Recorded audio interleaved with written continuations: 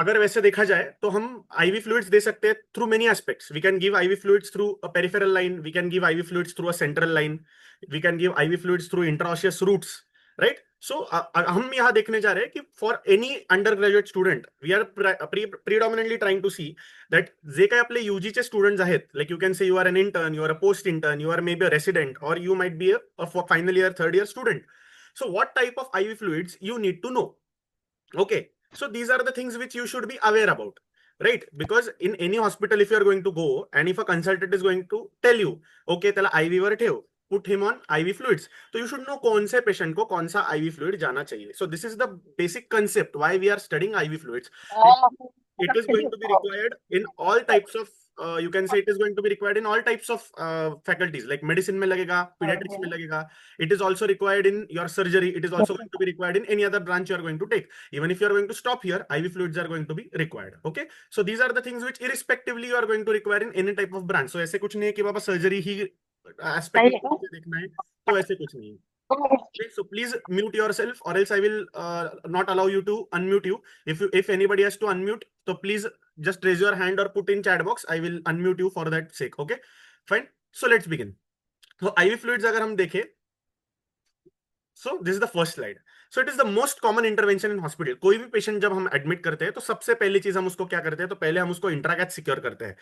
Why intracath securing is important? Because अगर hospital में patient crash हो गया, क्रैश मतलब क्या, तो अगर पेशेंट का हार्ट रेट स्टेबिलाईज नहीं रहा, उसका बीपी स्टेबिलाईज नहीं रहा, कुछ भी अगर इमरजेंसी सिचुएशन आया, why do we admit a patient in hospital? Because जो केयर हम उसको हॉस्पिटल में देने जा रहे हैं वो उसको घर पे नहीं मिलने वाला है. That is the reason we admit. So first thing we do any patient we admit in the hospital is we put an IV line. And after starting IV line हमारे कंसल्टंट बोलने वाला है की okay, start him on IV fluids. So IV fluids चालू करा म्हणजे काय, तर yes we are going to see what type of IV fluids do we all know. तर आपण पुढे गेल्यानंतर एक एक आईवी फ्लुइड आपण उलगडत जाणार आहोत. So interesting part about this lecture is going to be the process of going ahead is going to be a clinical scenario based question. मतलब एक ट्रॉमा का पेशेंट तुम्हारे पास आया, तो वो ट्रॉमा के पेशेंट को तुम आगे कैसे इंटरवीन करने वाले हो. अगर वो एक तुम्हारे पास में अगर बर्न्स का पेशेंट आया, तुम उसको कैसे इंटरवीन करने वाले हो. अगर एक पेशेंट तुम्हारे पास में सेप्सिस या फिर सेप्टिक शॉक में आया, तो उसको तुम कौन से फ्लूइड्स देने वाले हो. तो it is going to be a wholesome session, because not only you are going to cover IV fluids, you are also going to cover some aspects of that burns, some aspects of that sepsis, and some aspect of other things which I'm going to discuss in the further upcoming sessions. Okay, so let's proceed. So approach to IV fluids. हम IV fluids क्यों देते हैं? तो there are four things why we are going to give IV fluids to the patient. The first thing is resuscitation. Resuscitation मतलब क्या? तो patient crash हो गया है. The patient has crashed and the crashing patient needs to be given a support. So अगर उसका blood volume कम हो गया है, तो उसको IV fluids हम लोग करेक्ट करेंगे because we want to correct the shock. Replacement मतलब क्या, तो पेशेंट के इलेक्ट्रोलाइट्स लॉस हो गए हैं. So we know IV fluids contain electrolytes and fluid. तो अगर हम लोगों को उसको इलेक्ट्रोलाइट्स रिप्लेस करने हैं, तो we are going to replace is electrolytes. The other thing is maintenance. What is maintenance? आप दिन भर चलते फिरते हो, आप घर में बैठे हुए रहते हो, depending on the need of your body you drink the water. So basically हमें क्या रहता है कि हम लोग पानी पीते, आते जाते पानी पीते रहते हैं, कुछ ना कुछ फ्लूइड्स लेते रहते हैं. दारू की बात नहीं कर रहा, नॉर्मल फ्लूइड्स के बारे में I am talking about. So you keep on drinking water, you keep on drinking milk, you keep on drinking fluids. तो उससे होता क्या है, your body knows how much fluid do you want. अब हम लोग एक ऐसा सिनेरियो कंसीडर करते हैं कि एक पेशेंट को मैंने एडमिट किया है, जिसको हम लोगों को बॉवेल एनास्टोमोसिस हमने उसका कर दिया. तो वो पाइपलाइन जो है, हम लोग it's like simply like a plumbing thing. जब हमारे घर में कोई पाइपलाइन लीक होता है, तो प्लम्बर आता है और उसको फिक्स कर देता है. तो उसके बाद में वो क्या बोलता है, सर अगले 2 दिन इस पे पानी मत जाने देना, उसको सूखने के लिए टाइम लगेगा. Similarly when you are going to do an anastomosis, the patient is not going to be able to have any food fluids to the mouth, because if you increase the pressure inside the lumen, problem is the patient is going to land up into, yes the patient will land up into the leak. So हमें 2 दिन patient को NBM रखना है. NBM मतलब क्या, nil by mouth. So if the patient is going to be nil by mouth, what do we have to do? We have to give him IV fluids. तो हमें वो कैलकुलेट करना पड़ता है. Our brain is so talented कि प्यास लगी हम पानी पीते हैं. But when patient becomes NBM, brain का फंक्शन चला गया. तो तब क्या होता है, doctor acts like a brain to the patient. So you should know that maintenance fluids, we are just giving him to maintain his daily requirement. So that is called as maintenance fluids. So and special electrolyte scenarios, अब जैसे electrolyte scenarios क्या क्या हो सकता है, तो there might be hyper kalemia, hypokalemia, hyper natremia, hyponatremia. अगर patient हमारे पास में लिवर डिसीज का आ गया तो क्या प्रॉब्लम हो सकता है, अगर किडनी डिसीज का आ गया तो क्या प्रॉब्लम हो सकता है। तो ये भी चीजें हम लोग कवर करने की कोशिश करेंगे।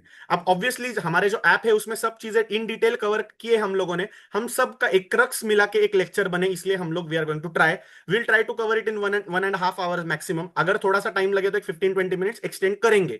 फिर भी अगर लग रहा है नहीं होने वाला है आज के सेशन में, तो मैं नेक्स्ट टू या फिर नेक्स्ट टू नेक्स्ट संडे और एक फ्री सेशन लेने की कोशिश करूंगा, ताकि सबके लिए ये सब चीजें कवर हो जाए। So before starting of let's study what is the body percentage. अगर हम देखे जाए तो हमारा 60 to 70% of the body is covered with water. तो क्या होता है, तो let's study the water percentage. Water percentage क्या होता है, so let's study, so let's make a diagram, एक फ्लो चार्ट बनाएंगे जिससे हमें पता चलने वाला है। अगर पॉसिबल है तो आप भी अपनी बुक निकाल लो, so that it would be easy for everybody to calculate the body percentage. So body water compartment अगर हम देखे जाए, जो हमारी बॉडी है उसमें अगर देखा जाए तो 60% of the body is covered with water और it is occupied by water. तो उसका हम लोग अगर कैटेगराइजेशन करेंगे तो कैसे होने वाला है, the categorisation is simply going to be intracellular and extra cellular. So sir मुझे मैथमेटिक्स नहीं समझता, तो सिंपली अगर देखा जाए तो 70 kg का अगर एक मैन है, तो उसमें देखा जाए तो 42 litres is going to be intracellular, 42 litres is going to be intracellular, 42 litres is going to be intracellular. मतलब कितना हुआ, तो अप्रोक्सीमेटली 65%। जो भी हमारा पूरा पानी है, तो उसका 65% lies inside the intracellular compartment. And extra cellular में दो कंपार्टमेंट्स आएंगे, कौन से रे बाबा, तो first compartment is going to be intravascular and other compartment is going to be extravascular. तो अगर सिंपली अगर फर्स्ट ईयर की फिजियोलॉजी हमें अगर सर थोड़ी सी याद होगी, क्योंकि ऑब्वियसली आई एम एक्सपेक्टिंग कि आप भूल गए होंगे, मैं भी भूल जाता हूं कभी कभी, तो मुझे रिवाइज करना पड़ता है, और रिवीजन हम लोग करते नहीं। तो अगर हम लोग देखा जाए तो this is going to be your, this is going to be your yes, this is going to be your intravascular compartment. Sir इधर से अगर मुझे पानी की डिलीवरी, ऑक्सीजन की डिलीवरी, ग्लूकोज की डिलीवरी अगर सेल में करनी है तो मैं कैसे करता हूं, तो here there are going to be some cells, right, so these are the cells. तो आपको क्या लगता है, हर एक सेल को क्या एक ऐसी छोटी छोटी कैपिलरी जाती है, so no, there is no capillary which exist between cell and your blood vessel. तो कैसे जाएगा रे, तो all the nutrients are going to come out into this space which is called as extravascular space, और it is also called as interstitium. What is it called as interstitium? Interstitial space. तो मुझे समझा कि मैं किसको control कर रहा हूं, तो मेरे हाथ में बस एक कंपार्टमेंट है, that is intravascular compartment. So in my hand I have only this compartment. Sir मैं डायरेक्टली पानी सेल में इंजेक्ट कर सकता हूं क्या, अभी तक एआई ने मुझे कोई सॉल्यूशन दिया नहीं है कि जिससे हम डायरेक्टली सेल में पानी भरे। तो अब तक मेरे हाथ में क्या है, सर मैं बस इंट्रावेस्कुलर कंपार्टमेंट को ही कंट्रोल कर सकता हूं, इंट्रावेस्कुलर कंपार्टमेंट को ही मैं कंट्रोल कर सकता हूं। समझे, first thing. Second thing is there is going to be interstitial fluid. Sir interstitial में डायरेक्टली पानी भर सकता हूं क्या, नहीं, अभी तक मेरे हाथ में से कोई चीजें नहीं है जिससे मैं इंटरस्टिशियल में भी फ्लूइड भर सकूं। तो मेरा अगर मैं कोई भी चीज शरीर में देने वाला हूं, if I am going to inject any type of nutrients inside the body, what is going to be और what is going to be the way of travel, तो it is going to first come into the intravascular compartment, then it is going to jump out into the interstitium and then the cell is going to take it, then the cell is going to take it. Sir मुझे बताओ, ये जो intravascular compartment से जो पानी बाहर जाता है इंटरस्टिशियम में, तो what how how does it go out और हाउ इज इट कंट्रोल्ड। तो अगर देखा जाए तो ये जो कंट्रोल है, तो it is purely based upon the factor of filtration. Filtration मतलब क्या, तो ये जो हमारी ब्लड वेसल है, तो उसमें एंडोथेलियम लाइनिंग दी गई है, और वो एंडोथेलियम लाइनिंग के बीच में एक पोर्स दिए गए हैं। तो सर्टन अमाउंट ऑफ मॉलिक्यूल्स, मतलब जैसी अपनी चाळणी रहती आहे, जशी आपली चाळणी असते, त्याच पद्धतीने ते सगळं फ्लुइड बाहेर पडणार आहे। म्हणजे काय, तर जर मोठे मॉलिक्यूल्स असतील, जाड मॉलिक्यूल्स असतील, if I am going to give heavy molecules, तर those are not going to escape from this pores. त्यामुळे जर आपण बघितलं तर काय काय जाऊ शकतं, तर yes, water can go freely, तो water can go freely, glucose can grow freely, electrolytes can go freely, electrolytes can go freely. So ये सब चीजें आराम से जा सकती है। अब आगे क्या होता है, ये कंपोनेंट्स आ गए अपने इंटरस्टिशियम में, उसके आगे क्या होने वाला है, तो this cell is going to uptake, this cell is going to take in whatever is required. मतलब क्या, तो सेल बोल रही है अरे मुझे ग्लूकोज की कमी है तो मैं ग्लूकोज लूंगी, अगर मुझे वाटर की कमी है अरे मैं वाटर लूंगी, अगर मुझे इलेक्ट्रोलाइट्स की कमी है तो मैं इलेक्ट्रोलाइट लूंगी। तो सेल इज वेरी सिलेक्टिव, मतलब नखरे करने वाली लड़की की तरह है सेल, वो बोलेगी मुझे जिसकी जरूरत है वही मुझे चाहिए।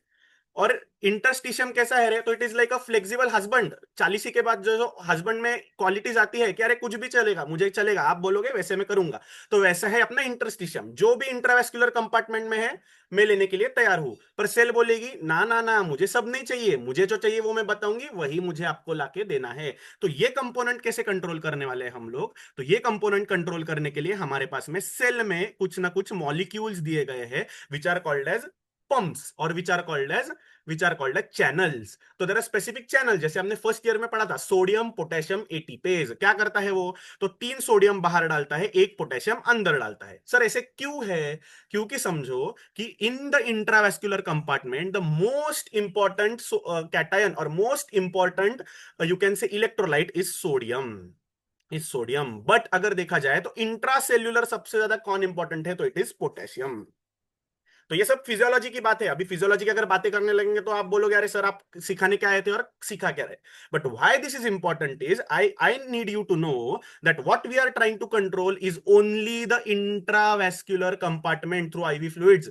सर मैं आईवी फ्लूइड्स देने वाला हूं तो मैं क्या कंट्रोल करने वाला हूं, only and only intravascular compartment. I am not controlling the cellular compartment. But the dictum is, ये हम क्यों कर रहे हैं दोस्तों, क्योंकि इनडायरेक्टली हमें सेल का कंट्रोल चाहिए। सर सेल को ग्लूकोज कम है, पेशेंट हाइपोग्लाइसीमिक है, तो मैं सेल में इंजेक्ट कर सकता हूं क्या ग्लूकोज, नहीं, बट मैं इंट्रावेस्कुलरली दूंगा, क्योंकि सेल उधर ग्लूकोज के लिए रो रही है। तो वो ग्लूकोज कैसे जाएगा, तो glucose is going to come into the interstitium and then the cell is going to say yes आजा आजा, मुझे ग्लूकोज की जरूरत है। So this is the way what you should know, that we are trying to control only the intravascular compartment. So this is the most important thing I want to hammer through this slide. And अगर intravascular compartment का देखा जाए तो इसका distribution कैसा होगा, out of 42 liters, out of the, sorry, this is the 42 liters what I'm trying to say। जो भी अपना 42 लीटर्स हम लोगों ने टोटल बॉडी वाटर निकाला है, उसमें से इंट्रासेल्युलर पानी कितना है, तो इंट्रासेल्युलर पानी अगर देखा जाए तो it is 28 litres which is 68%, 65 to 68%। तो बाकी बचा हुआ जो पानी है, तो intravascular lies only 3 litres and extravascular lies yes 11 litres. तो ये मुझे पता होना चाहिए, ये मुझे प्रीडोमिनेंटली पता होना चाहिए कि what am I trying to control, I am trying to control only and only this compartment। तो IV fluids are going to revolve around this compartment। तो आगे जाएंगे तो आईवी फ्लूइड्स देखेंगे तो हमें पता चलेगा कौन सा आईवी फ्लूइड कब देना है, क्यों देना है, क्या नहीं देना है। बट ये सब चीज, this is the crux of the matter which you should know from this slide, और ये आगे भी मैंने दिया हुआ है, तो let's C.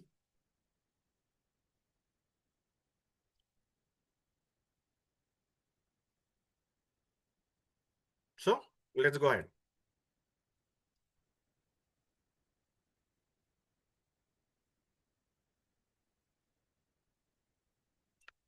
So, see, this is the total body water। उसमें देखा आपने 60% of the body water, 60% of the body percentage is covered with water. उसमें से अगर देखा जाए तो 65%, मतलब approximately 28 litres lies in the intracellular compartment, 35% in the extra cellular. And extra cellular में भी दो चीजें हैं, 7% that is almost 3 litres is inside the IV, or you can say in the intravascular compartment, and 28% of the water lies inside the interstitium। समझे। अब जाएंगे थोड़ी सी physiology पे। सर फर्स्ट ईयर में हमने पढ़ा था कि कुछ तो ऐसे हम लोग बोलते हैं जैसे फ्रैंक स्टार्लिंग्स लॉ, याद है किसी को फ्रैंक स्टार्लिंग्स लॉ? क्या होता है Frank Starling's law? Sir it is a law which is going to control, जैसे मैंने बोला कि पाइपलाइन में से पानी बाहर जा रहा है, it is the intravascular compartment, some fluid goes into the extravascular compartment. Sir वो फ्लूइड कितना बाहर जाना चाहिए, अगर देखा एक पाइपलाइन लीक है, सर सभी पानी तो बाहर जा रहा है, तो इंट्रावेस्कुलरली कुछ रह ही नहीं रहा है, पेशेंट को इडिमा हो जाएगा। तो आप में इडिमा होता है क्या कभी, नॉर्मल पेशेंट में कभी इडिमा होता है क्या, तो क्यों नहीं होता, तो उसका एक्सप्लेनेशन अगर देखा जाए तो it is the Frank's Starling's law. तो हम लोग क्या देखते हैं कि ब्लड में जो भी चीजें बाहर जा रही है, जो भी पानी बाहर जा रहा है वो अंदर आए वापस, इसलिए उन्होंने एक मैकेनिज्म दिया है, that mechanism is called as oncotic pressure of the capillary. So there are two types of pressures inside the capillaries. कौन से दो प्रेशर है दोस्तों? तो एक प्रेशर जो रहता है that is called as hydrostatic pressure. मैंने क्या बोला? फिल्ट्रेशन होता है। फिल्ट्रेशन मतलब क्या? जो जाली है उसमें से अगर प्रेशर लगा के अगर मैंने पानी फायर किया, if I am going to fire the water with, और we are going to press the water with pressure, तो ज्यादा पानी बाहर जाएगा, right? So more amount of water. So बाहर जाने का जो फोर्स है उसको हम लोग क्या बोलते हैं? The first force which I am going to tell, what is that force called? What is that force called? So yes, right. What you can see clearly in the diagram, that force is called as, एक minute, so that force is called as hydrostatic pressure. Hydrostatic pressure मतलब पानी का जो pressure है जो vessel wall पे जाता है उसके हिसाब से फिल्ट्रेशन होने वाला है। So this things happen at the end of capillaries, not at the level of blood, big blood vessel जैसे एओर्टा हो गया, रेडियल आर्टरी हो गया, वैसे उस पे नहीं। सो कैपिलरी लेवल पे क्या प्रॉब्लम होने वाला है? So there is going to be acting of outside force which is called as hydrostatic pressure, which is called as hydrostatic pressure. Hydrostatic pressure.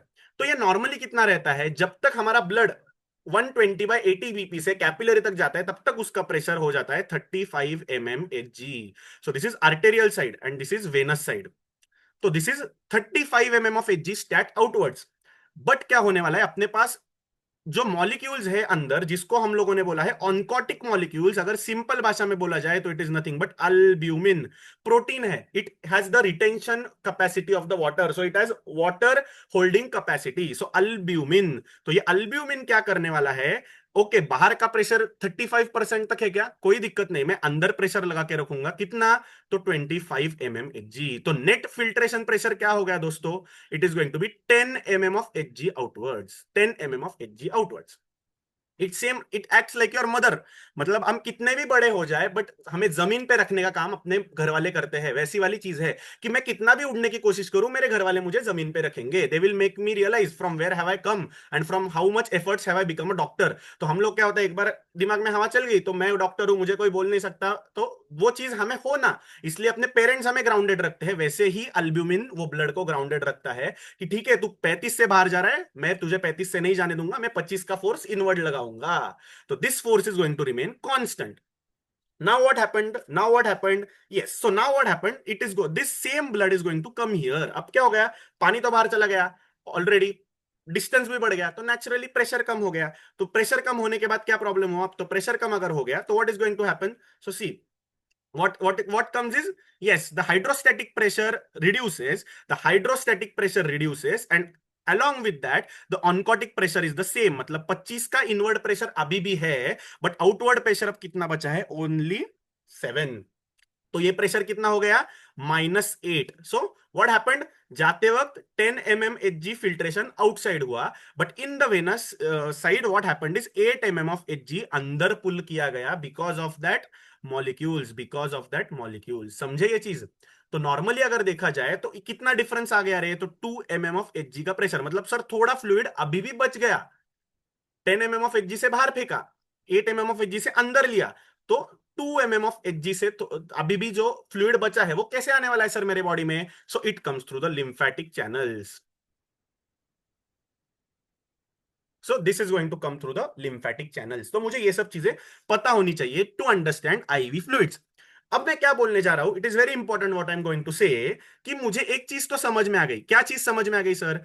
कि जो भी फ्लूइड बाहर जा रहा है it is dependent upon the filtration pressure and the oncotic pressure, तो अब मुझे सर बताओ कि इधर बहुत सारा फ्लूइड जमा हुआ है, इधर बहुत सारा फ्लूइड जमा हुआ है, मतलब क्या हुआ है? तो सर बहुत ज्यादा इडिमा हुआ है। क्यों सर इडिमा हुआ है? क्योंकि मेरा ऑनकोटिक प्रेशर लो है। सर मेरा ऑनकोटिक प्रेशर लो क्यों है? सर क्योंकि मुझे प्रॉब्लम है, आई हैव माल न्यूट्रिशन, मेरे पास अल्ब्यूमिन कम है। सर और क्या कॉज हो सकता है? सर मेरा और एक कॉज है that is called as CLD। दारू पी पी के लिवर इतना खराब हो गया कि अब वो अल्ब्यूमिन प्रोड्यूस नहीं करेगा।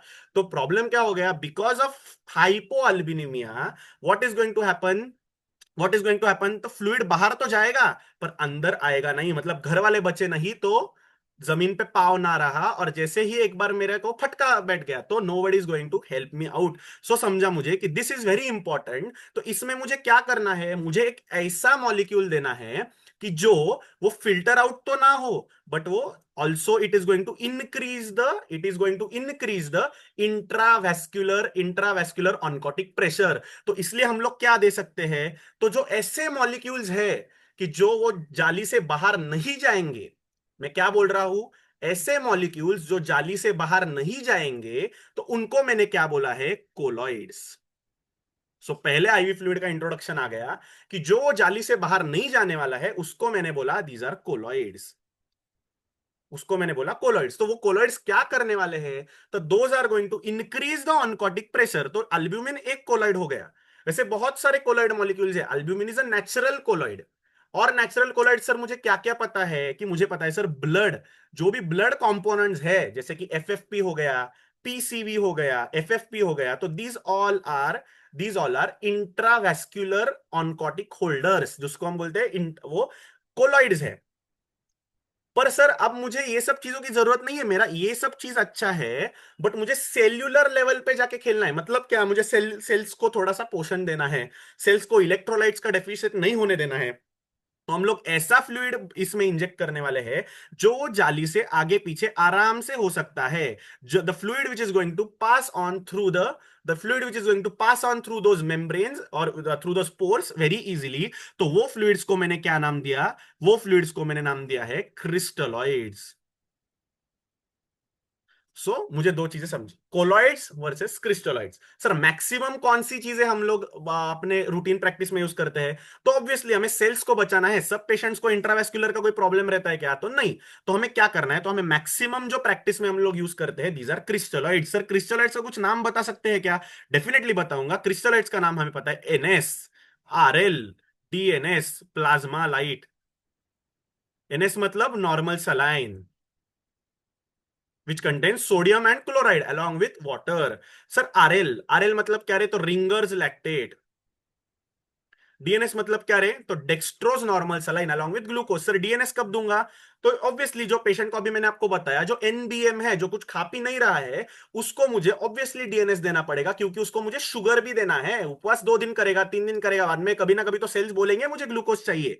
तो हम लोगों को उसको स्टारवेशन में जाने से, स्टारवेशन कीटोसिस में जाने से बचाना है, इसलिए हमें उसको डीएनएस देना पड़ेगा। तो कब कहा यूज करना है मैं आगे आगे बताने वाला हूं, बट एटलीस्ट समझ लो what are colloids and crystalloids, because यही कंसेप्ट लोगों को पता नहीं रहता है। बस ये चीज है तो ये फ्लूइड दो, वो चीज है वो फ्लूइड दो। हॉस्पिटल में जाके बस इतना सीखते हो, किसको क्या देना है, किसको क्या नहीं देना है, किसको कब कौन सी चीज देनी है, वो हमें पता होना चाहिए। That is why we are called doctors. नहीं तो मामा मौसी भी वो सब चीज दे सकते हैं। तो हम में और उनमें क्या फर्क बचा? तो yes, we should have some difference between them, so that is why we are learning this.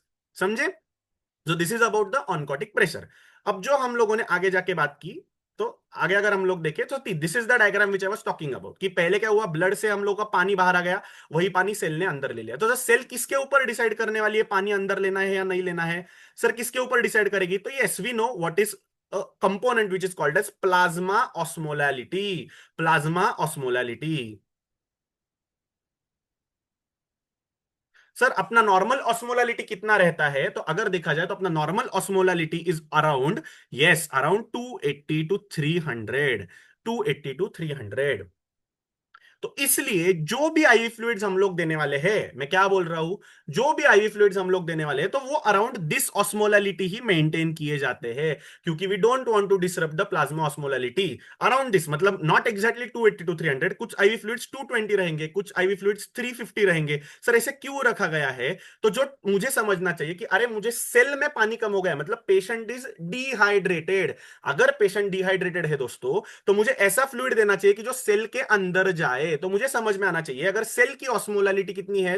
अभी 300 है, और प्लाज्मा की ऑस्मोलालिटी 250 है, तो फ्लूइड कहां से कहा जाएगा रे? तो yes, it is going to pass from outside to inside. तो मुझे समझ में आना चाहिए कि डिहाइड्रेटेड पेशेंट में मुझे अप्रोक्सीमेटली ऑस्मोलालिटी थोड़ी कम मेंटेन अगर मैंने की, तो ज्यादा से ज्यादा फ्लूइड सेल के अंदर जाएगा और सेल रिहाइड्रेट होंगी। तो मुझे वैसे आईवी फ्लूइड्स मेरे दिमाग में प्लान करने होंगे, जो पेशेंट मेरे पास एडमिट होने वाला है या जो पेशेंट को मैं ट्रीट करने वाला हूं उसके लिए।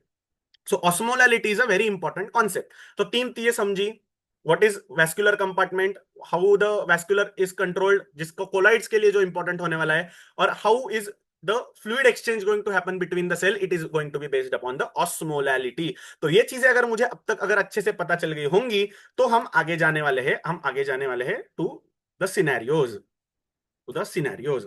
सर हम लोग कौन से नॉर्मली हम लोग चीजें यूज करते हैं, तो मैंने उसका एक लिस्ट बनाया है, स्क्रीनशॉट लेना है स्क्रीनशॉट ले सकते हैं, गूगल में इससे भी अच्छे अच्छे डायग्राम्स मिलेंगे।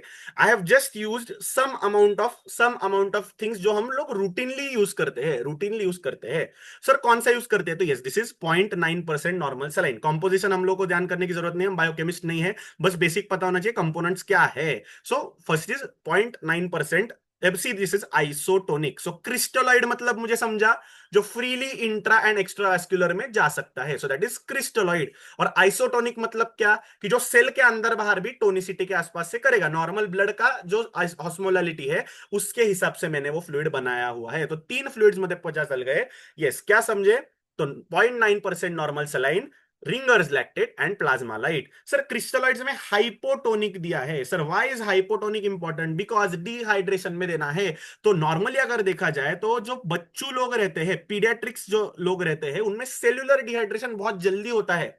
तो अगर बच्चों में अगर तुम लोग देखोगे तो वो लोग क्या करते हैं, 0.45% नॉर्मल सलाइन लेंगे, उसमें वो लोग क्या करेंगे, थोड़ी खिचड़ी करेंगे, पोटेशियम ऐड करेंगे और उसमें ग्लूकोज ऐड करेंगे और उसको बोलेंगे कि ये बच्चों को दे दो। क्यों, क्योंकि वो हाइपोटोनिक है, तो हाइपोटोनिक है तो वो सेल के अंदर ज्यादा जाएगा। So it will replenish the intracellular dehydration, so these are hypotonic. 5% dextrose in water. अब इन दोनों का एडल्ट में यूज क्या है सर, तो मैं बाद में बताऊंगा कि इसका एडल्ट में प्रीडोमिनेंटली यूज कब हम लोग देते हैं। तो we are going to use in hypernatraemia. तो हाइपरनेट्रीमिया का जब हम करेक्शन करने वाले हैं तो हम लोग उनको प्रीडोमिनेंटली हाइपोटोनिक फ्लूइड्स हम लोग देने वाले हैं, because sodium has increased in the blood. Sodium increase हो गया इसलिए हमारा ऑस्मोलैलिटी बढ़ा है, क्योंकि अपना मेन कंपोनेंट मैंने बोला था कि sodium is the main component of extra cellular compartment, main cation, main electrolyte. तो वही अगर बढ़ गया तो obviously the osmolality is going to increase. तो वो कम करने के लिए मुझे क्या देना है, हाइपोटोनिक सॉल्यूशन देना है। मतलब क्या, सिंपली अगर देखा जाए तो ये अपना कंटेनर है, उसमें 100 मॉलिक्यूल्स ऑफ सोडियम है और उसमें 100 ml ऑफ वाटर है। This is just an example. तो वो क्या हो गया, बिकॉज ऑफ डिहाइड्रेशन बोलो या फिर सोडियम अगर थोड़ा ज्यादा हो गया तो क्या क्या चीजें हो सकती है, तो 120 सोडियम हो गया, 100 पानी रह गया। 80 सोडियम हो गया पर पानी 40 ही हो गया, डिहाइड्रेशन।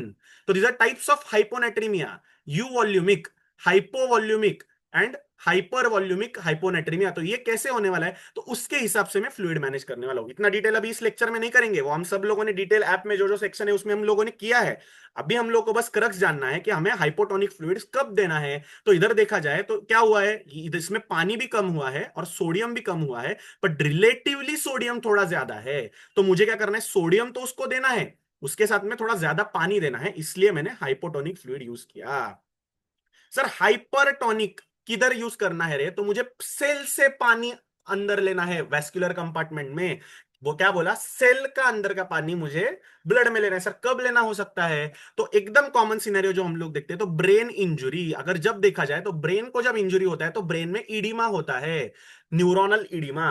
तो जो न्यूरोनल ईडिमा हमें कम करना होगा तो हम लोग क्या करेंगे, 3% एनएच देंगे। तो क्या होगा, ऑस्मोलैलिटी ब्लड का बढ़ गया तो नेचुरली सेल का जो पानी है वो बाहर आ गया और ब्रेन का इडिमा कम हो गया। तो मुझे समझना चाहिए 3% एनएस कहां पे यूज होता है। These are very basic uses, उनके बहुत सारे यूजेस है, उनके फॉर्मूला है डिफरेंट डिफरेंट। इतना डिटेल आज के लेक्चर में करोगे तुम, इसके बाद तुम कभी मेरा लेक्चर ही अटेंड नहीं करोगे कि सर एक ही दिन में आपने इतना सब फायरिंग कर दिया। तो बेसिक्स आप भी सीख लो, बाकी के डिटेल सीखने के लिए अपना ऐप है, बाकी के फ्री लेक्चर जब भी होंगे तो वो भी होने वाले, ठीक है। फिर आता है कोलॉइड। तो मैंने बोला कोलॉइड मतलब क्या रहे, तो वो जाली से बाहर नहीं जाएगा, बस वेसल के अंदर रहेगा। तो कोलॉइड में क्या आ गया, तो कोलॉइड में नेचुरल कोलॉइड इज अल्ब्यूमिन। अब भी हमने डिस्कस किया, कब अल्ब्यूमिन दोगे रे बाबा, तो माल नरिश्ड पेशेंट है, उसमें इडिमा हो गया। मतलब क्या हुआ, उसमें बॉडी कैपेसिटी 60% तो उसमें पानी है, पर प्रॉब्लम क्या है, वो पानी जो 3 लीटर वेसल के अंदर होना चाहिए उसमें से जो है वो 1 ही लीटर बचा है, बाकी का सब पानी इंटरस्टिशियम में चला गया है। तो इस मामले में हमें क्या करना है, अल्ब्यूमिन देके उसका ऑनकोटिक प्रेशर बढ़ाना है, ताकि बाहर एक्सेस जो पानी गया था तो उसको वापस लाना है। मतलब अब क्या हो गया, मेरे घर वाले तो चले गए बट मुझे स्टेबिलिटी चाहिए, तो मैंने क्या किया, एक अच्छी लड़की से शादी कर ली, तो वो उसने क्या किया, मुझे पकड़ के रखा। तो सेम थिंग, घर वाले तो बचे नहीं, तो क्या करना है, तो हैव गुड फ्रेंड सर्कल, वही वाली बात हो गई। और सिंथेटिक कोलॉइड्स क्या है, तो अल्ब्यूमिन का अगर आप प्राइस देखोगे तो एक अल्ब्यूमिन का प्राइस 5 to 6 थाउजेंड है। 100 ml 200 ml की जो बोतल आती है तो उसका price is so high, 5 to 6 thousand इतना परवड़ने वाला है क्या? तो नहीं, तो इसलिए उन लोगों ने क्या किया, थोड़े से सिंथेटिक कोलॉइड्स भी जनरेट किए, बट उनका प्रॉब्लम क्या रहता है, they stay in the blood for very short amount of time, very short amount of time, and they have their side effects, जैसे कि क्या, रीनल इंजरी कॉज कर सकता है, कोएगुलोपैथी कॉज कर सकता है। अब मैं उसका एक साइड इफेक्ट का तुम्हें एक बेनिफिट बताता हूं। सर अगर उसको कोएगुलोपैथी कॉज होगा, मतलब क्या हो रहा है रे, तो उसका थ्रोम्बोसिस कम हो गया, पेशेंट में थ्रोम्बोसिस नहीं होने वाला है, तो मैं कहा यूज कर सकता हूं, तो आइडियल मॉलिक्यूल कि जो ब्लड के बाहर भी ना जाए, बस ब्लड में रहे, तो साइड इफेक्ट भी ना करे और कोएगुलेशन भी ना हो, तो कब मैं यूज करूंगा रे, तो जब मैं वेस्क्यूलर सर्जरी करता हूं, जब मैं वेसल एनास्टोमोसिस करता हूं, तो वो एनास्टोमोटिक साइट पे थ्रोम्बोसिस होने की टेंडेंसी बढ़ती है, तो वो ना हो इसलिए मैं सिंथेटिक कोलॉइड्स देता हूं। तो हमें एग्जामिनर पूछने वाला है, मुझे बता बेटा सिंथेटिक कोलॉइड तू कहाँ देगा? सर वो रिप्लेसमेंट के लिए तो मैं दे सकता हूं for the short time being, मतलब क्या सर, ब्लड लॉस हो गया है, ब्लड लॉस होने के कारण पेशेंट का इंट्रावेस्क्यूलर वॉल्यूम कम है, तो फॉर द टाइम बिंग जब तक मेरा ब्लड ना आ जाए तब तक मैं ये चीज दे सकता हूं। और जब मैं वेस्क्यूलर सर्जरी करूंगा, जब एनास्टोमोसिस में दो वेसल का करने वाला हूं, तो वो एनास्टोमोटिक साइट पे थ्रोम्बोसिस ना हो, क्योंकि अगर वो थ्रोम्बोसिस हो गया तो पॉइंटलेस हो गई ना सर्जरी, ब्लड फ्लो मेंटेन नहीं हुआ। तो एक्चुअली अगर देखा जाए तो कोएगुलोपैथी कॉज करने के लिए हम लोग ये हाइड्रोक्सीथिल स्टार्च या फिर जिलेटिन्स देते हैं। And last comes the blood products जो मैंने अभी बताया, दीज आर ऑल्सो कोलॉइड्स। क्या है रे इसमें, तो आरबीसी है, एफएफपी है, प्लेटलेट्स है और क्रायोप्रेसिपिटेट है। तो इसका भी ब्लड का जो है वो भी शॉक के मॉड्यूल में मैंने कवर किया है डिटेल में एकदम से, कौन सा ब्लड कंपोनेंट कब देना होता है, तो ये ऑलरेडी हम लोगों ने कवर अप किया है। डाउट है स्क्रीनशॉट ले लो, उस डाउट से तो इधर चैट में डाल दो, मैं इधर हूँ लाइव चैट पे भी, किसी को कुछ भी डाउट होगा तो मैं आंसर कर लूंगा। सो होपफुली किसी को कुछ डाउट नहीं है। तो हम लोग अब आगे जाने वाले हैं, एक एक फ्लूइड एक एक केस सिनेरियो के ऊपर डिस्कस करेंगे। लेट्स ट्राई टू सी कि हम लोग 1 घंटे में सब चीजें कवर कर दे। लेट्स ट्राई टू सी कि 1 घंटे में सब चीजें हम लोग कवर कर दे। तो सबसे पहला आता है मेंटेनेंस फ्लूइड्स, एकदम इजी से चालू कर रहा हूं, हाँ एकदम इजी से चालू कर रहा हूं। एक सिनेरियो लेते हैं कि आप में से कोई एक अभी जस्ट हॉस्पिटल ज्वाइन किया है, JR1 हो, रेसिडेंट हो, या फिर अभी पोस्ट इंटर्न हो, या फिर इवन इंटर्न हो। तो आपके सीनियर ने आपको कॉल किया, वो गया है अपने गर्लफ्रेंड के साथ मूवी देखने, और एक पेशेंट एडमिट हो गया है, एंड उसने वो आपको बोला सर वो पेशेंट खा नहीं रहा है, तो उसको क्या करो, तो उसने आपको बोला एक काम कर रहे, उसको मेंटेनेंस फ्लूइड पे रख दे, मेंटेनेंस फ्लूइड पे रख दे, और उसने फोन काट दिया। सर मुझे मेंटेनेंस फ्लूइड पता ही नहीं है क्या होता है मेंटेनेंस फ्लूइड, क्या होता है मेंटेनेंस, बार बार फोन किया तो वो तो अभी गर्लफ्रेंड के साथ मूवी में बिजी है, तो मैं किसको पूछूंगा, तो किसी को नहीं पूछने का, क्योंकि ये चीज सबको पता होना चाहिए कि 40 year old adult is kept NPO, मतलब क्या, उसको नील पर ओरल रखा गया है पोस्ट अपेंडेक्टोमी। मतलब अभी का सिनेरियो कि अपेंडिक्स को ऑपरेट करके मैं मेरी गर्लफ्रेंड के साथ घूमने के लिए चला गया, मैंने आपको फोन किया उसको मेंटेनेंस फ्लूइड पे रख दो, या फिर मैंने ऑर्डर में बस लिखा मेंटेनेंस फ्लूइड। तो क्या होता है मेंटेनेंस फ्लूइड, फॉर 24 आवर्स के लिए मैंने उसको एनबीएम रखना है, क्यों, क्योंकि मैंने अपेंडिक्स को सील किया गया है, अगर वो लीक ना हो, इसका मुझे अगर इच्छा है, तो वो लीक ना होने के लिए मैं क्या करने वाला हूं, मैं उसके लिए 24 आवर्स के लिए उसको हीलिंग टाइम दूंगा, इसलिए मैंने आपको बोल दिया कि उसको NPO नील पर ओरल रखो। Vitals are stable, important thing, अगर वाइटल्स उसके डिरेंज है तो रिसस्किटेशन करना पड़ेगा, तो हमें इधर रिसस्किटेट नहीं करना है पेशेंट को। तो पहले चीज खुद को पूछो कि आपको रिसस्किटेट करना है, या फिर आपको मेंटेनेंस फ्लूइड देना है। So first thing you are going to ask is, are you going to resuscitate? No, I am not going to resuscitate, तो मुझे बस उसको मेंटेनेंस पे रखना है। मतलब गाड़ी खराब नहीं हुई है, उसको रिपेयर नहीं करना है, उसका बस सर्विसिंग करना है, रूटीन सर्विसिंग करना है। गाड़ी चालू है क्या? एब्सोल्युटली नॉर्मल चालू है, बट वो खराब ना हो इसलिए हमें पेशेंट को मेंटेनेंस पे रखना है। वो ओरली कुछ खाने नहीं वाला है, नहीं पीने वाला है, ना जूस पीने वाला है। वो रिलेटिव आपको बार बार आके पूछने वाले, सर जूस दूं क्या, सर पानी दूं क्या, सर नींबू पानी तो देता हूं कम से कम, सर नारियल पानी देता हूं, कुछ नहीं देने का है, मैं उसका कंट्रोल मैंने ले लिया है। तो सबसे पहली चीज, these are called as maintenance fluids. Sir कब तक हम पेशेंट को बस आईवी फ्लूइड्स पे रख सकते हैं? तो अपने मॉम से जाके पूछने का, मॉम आप मैक्सिमम कितने डेज तक उपवास कर सकते हैं? तो नवरात्रि के 10 दिन, तो वैसे ही 10 डेज तक तुम लोगों को पेशेंट को कोई भी प्रोटीन्स, कार्बोहाइड्रेट्स या फैट्स देने की जरूरत नहीं है। नॉर्मली 10 डेज तक कोई भी पेशेंट बस आईवी फ्लूइड्स पे मैनेज हो सकता है। अगर 10 डेज से ज्यादा पेशेंट को आईवी फ्लूइड्स देने की नौबत आए, मतलब patient won't have food, patient won't have any nutrients वो ओरली खा नहीं पा रहा है, तो तब मुझे जाके न्यूट्रिशन नाम के जो चैप्टर है, जो अभी हम लोगों ने ऑब्वियसली सर्जरी में कवर किया है, तो उसको हमें उसका लगेगा, पेशेंट को कैसे न्यूट्रिशन देना है, पारेंटरल देना है, एंटेरल देना है, वो सब चीज बाद में आती है।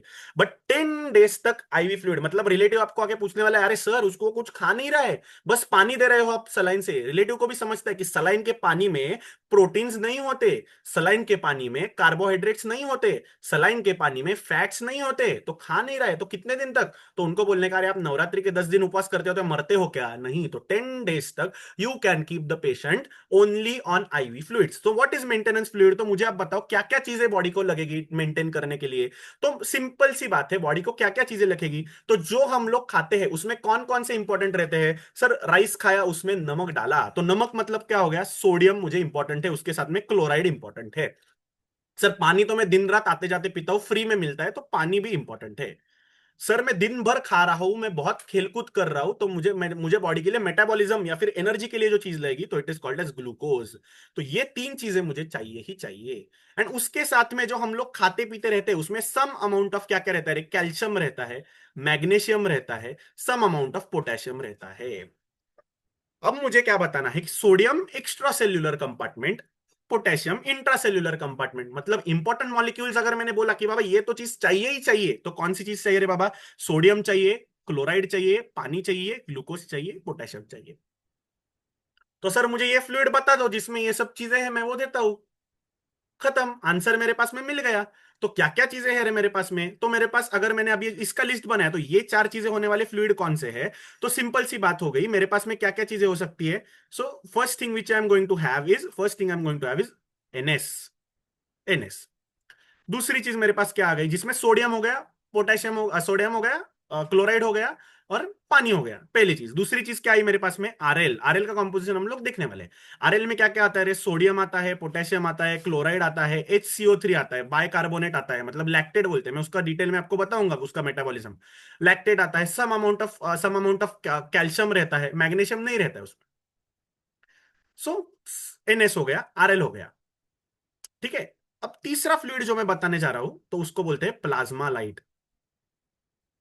उसके जाने से पहले हम लोग एक बीच में से देखेंगे कि इसमें ही हम लोगों ने अगर थोड़ा सा ग्लूकोज डाल दिया, तो उसका हो गया डीएनएस। डीएनएस हो गया, जो हमारा ग्लूकोज का कंपोनेंट सॉर्ट हो गया, ग्लूकोज का कंपोनेंट सॉर्ट हो गया, इलेक्ट्रोलाइट्स का कंपोनेंट सॉर्ट हो गया, वाटर का कंपोनेंट सॉर्ट हो गया। बट इसमें पोटेशियम है क्या दोस्तों? तो पोटेशियम नहीं है ये पेशेंट में।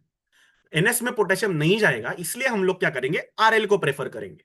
अब आरएल में भी प्रॉब्लम्स है, इसलिए क्या होगा, वो क्या प्रॉब्लम्स है हम लोग डिस्कस करने वाले हैं, बट कंसेप्ट समझो ताकि नेक्स्ट हैमरिंग में आपको और डिटेल समझ में आ जाए। तो क्या होता है, प्लाज्मा लाइट नाम का जो सॉल्यूशन है, तो वो निकाला गया देख के कि प्लाज्मा में क्या क्या चीजें हैं, जैसे कैल्शियम, मैग्नीशियम, क्लोराइड, फॉस्फेट, ये सब चीजें एक साथ मिला के हम लोगों ने क्या किया, डिट्टो प्लाज्मा की तरह एक फ्लूइड बनाया, जिसको हमने बोला प्लाज्मा लाइट। तो प्लाज्मा के क्या कंपोनेंट रहते हैं? प्लाज्मा में रहता है, पानी रहता है, इलेक्ट्रोलाइट्स रहते हैं, और प्रोटीन्स रहते हैं। तो प्रोटीन्स तो नहीं दे रहे हम अभी पेशेंट को, प्रोटीन्स निकाल दिए, तो पानी और, जो हम लोगों ने क्या बोला, पानी और इलेक्ट्रोलाइट्स जो बच गए नॉर्मल प्लाज्मा के, तो उसको हो गया Plasma Lyte. It has Plasma Lyte. Now why IV fluids are so much important, अगले स्लाइड में आपको, या फिर ये पेशेंट के एंड तक आपको पता चल जाएगा कि why IV fluids are so important. Hmm. अब आरएल की प्राइस कितनी रहती है दोस्तों? एनएस की प्राइस है 11 रुपए। एनएस की बोतल 500 ml की मिलेगी 11 रुपए में। सर आरएल की बोतल कितने में मिलती है? 32 रुपए में मिलती है।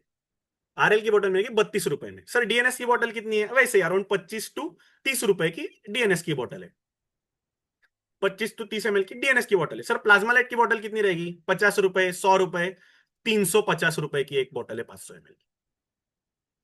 समझे? इसलिए प्लाज्मा लाइट हर हॉस्पिटल में नहीं किया जाता। आप में से जो प्राइवेट हॉस्पिटल में प्रैक्टिस कर रहे हैं, उनको पता होगा कि प्लाज्मा लाइट आप इन एंड आउट देते हैं पेशेंट को, बट उसके बिलिंग में जो प्रॉब्लम आता है, तो तब समझ में आता है, अरे प्लाज्मा लाइट इतना महंगा क्यों है। समझे? पेशेंट हमें क्या बोलेगा, अरे सर आरएल लेके भी काम चलने वाला है ना, तो आरएल दो मुझे। बट हमें पता होना चाहिए कि व्हाई प्लाज्मा लाइट, उसके आंसर मैं आपको बाद में देने वाला हूं। In coming slides you are going to answer why this value is 350।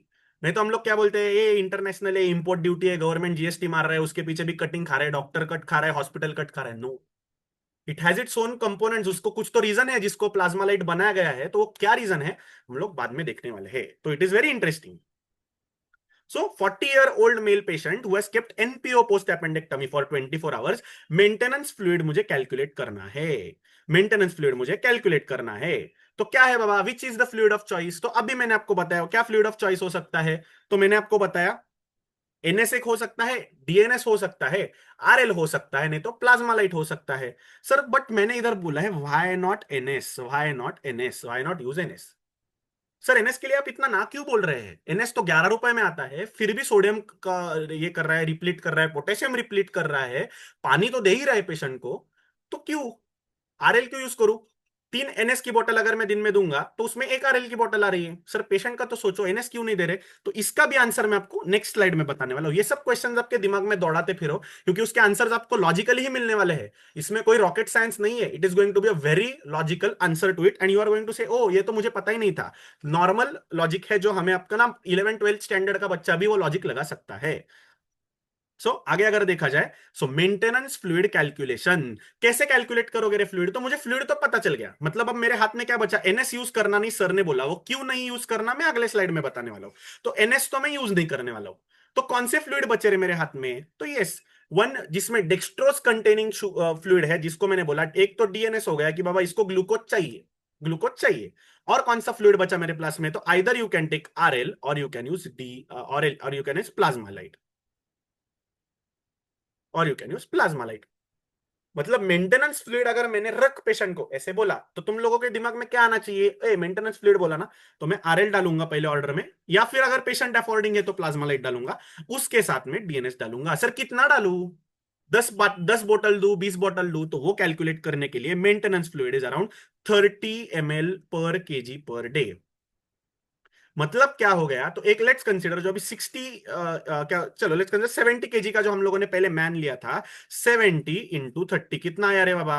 2100 CC. तो मतलब कितना आ गया टोटल? मुझे उसको 4 बोतल देने हैं दिन में। 4 बोतल वोडका नहीं, 4 बोतल आईवी फ्लूइड्स। तो उसको मुझे 4 बोतल आईवी फ्लूइड्स उसको एक दिन में देने हैं। तो 4 बोतल आईवी फ्लूइड्स अगर मैं उसको देने वाला हूं तो मैं कैसे रखूंगा रे उसका डिस्ट्रीब्यूशन? तो डिपेंडिंग ऑन द टेंडेंसी, अगर ओबीज पेशेंट है तो वो हाइपोटेंसिव हो सकता, हाइपोग्लाइसेमिक होने के चांसेस है क्योंकि उसको ज्यादा खाने की आदत है। अगर थोड़ा सा ओबीज पेशेंट है तो मैं क्या करूंगा? तो उसको 2 आरएल और 2 डीएनएस ऐसे रखूंगा।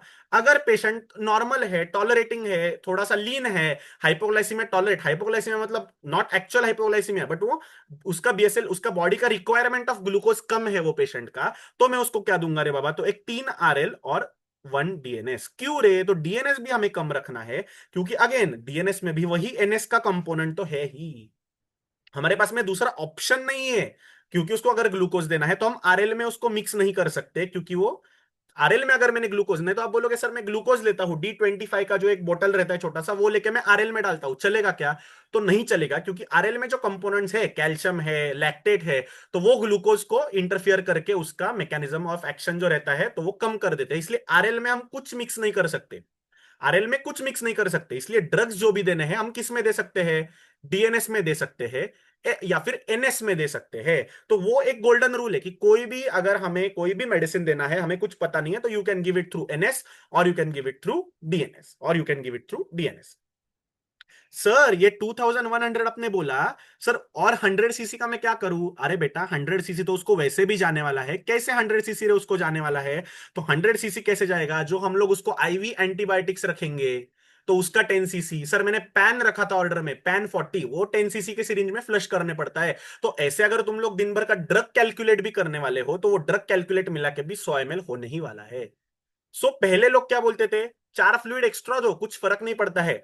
बट अब उनको पता चला है कि over resuscitation is more dangerous than under resuscitation, या over fluid load is worse than under fluid load. तो अगर उसका 2100 का नेसेसिटी है तो मैंने उसको 2000 भी दिया तो कोई प्रॉब्लम नहीं, बट उसका 2500 ना हो इसका मुझे ध्यान रखना पड़ेगा। पहले क्या करते थे? ज्यादा फ्लूइड दे तो क्या फर्क पड़ता है, मुझे रात को चैन की नींद आएगी, बट प्रॉब्लम इज पेशेंट का हीमोडायनामिक अल्टरेशन होता है। कैसे होता है? वही जो अगले स्लाइड पे हमें आने वाला है वो मैं आपको बताने वाला हूं। अब प्लाज्मा लाइट और इसका जो कंपैरिजन है वो भी अगले स्लाइड पे आ ही जाएगा। तो पहले हम लोग डीएनएस देखेंगे, आरएल देखेंगे, and then we will go ahead. ठीक है, अब पीडियाट्रिक पेशेंट में क्या करूं? पीडियाट्रिक पेशेंट में क्या करूं, तो पीडियाट्रिक पेशेंट का फॉर्मूला थोड़ा अलग रहता है। पीडियाट्रिक पेशेंट में देखा जाए तो there is a formula called as Holliday Segar formula. तो वो डिटेल में हॉलिडे सेगार की जरूरत नहीं है, बस समझो क्या उसकी भावना समझो, what is the importance of that. तो 0 to 10 kg का अगर बच्चू है तो हम लोग उसको क्या करेंगे, 100 ml per KG, 100 ml per kg per day, simple. अगर बच्चू 10 to 20 kg में है तो हम लोग उसको क्या करेंगे, उसमें 50 ml per kg per day add करेंगे। और एनीथिंग मोर देन 20 kg अगर हो गया तो हम उसको क्या करेंगे, we are going to add 20 ml per kg per day. मतलब मुझे अगर समझा, अगर बच्चू 20 kg का है तो उसको मुझे बेसिकली 1500 cc तो देना ही है 20 kg के लिए। बट जैसे जैसे बच्चू बढ़ता जाए, बच्चू मतलब क्या, पीडियाट्रिक पॉपुलेशन कहां तक कंसिडर करते हैं, तो अपना जो एडोलेसेंट एज 18 में मैं एडल्ट बन गया वैसे वाला नहीं रहता है जो हॉस्पिटल्स में प्रोटोकॉल यूज किया जाता है। तो less than 12 years is considered to be paediatric and more than 12 years is considered to be adult. तो लेस देन 12 ईयर्स का अगर बच्चू है और उसका वेट का जो क्राइटेरिया में वो बैठ रहा है, तो उसके हिसाब से अगर 25 kg का बच्चू है तो कैसे होगा, 25 kg के बच्चू का कैसे आने वाला है। सो फर्स्ट 20 kg के लिए 1500 तो मेरा आ गया। उसके बाद में 5 kgs, मतलब 5 kg 20 ml per kg, तो उसमें मैंने 100 ऐड कर दिया, सो 1600 will be my requirement of maintenance fluid. मतलब 3 ही पॉइंट मुझे वो बच्चों को देने हैं। अब सर वो पॉइंट कैसे देने के, कैसे मतलब क्या, सर मैंने एक पॉइंट लगाया, 500 cc का एक पॉइंट लगाया, सर मैंने डालते रखा 2 drops per minute, चल रहा है चल रहा है चल रहा है। अरे मुझे आप बताओ, अगर आपको प्यास लगी तो आप पानी 1 मिनट में पीते हो या थोड़ा थोड़ा थोड़ा थोड़ा ग्लास लेके दिन भर घूमते हो।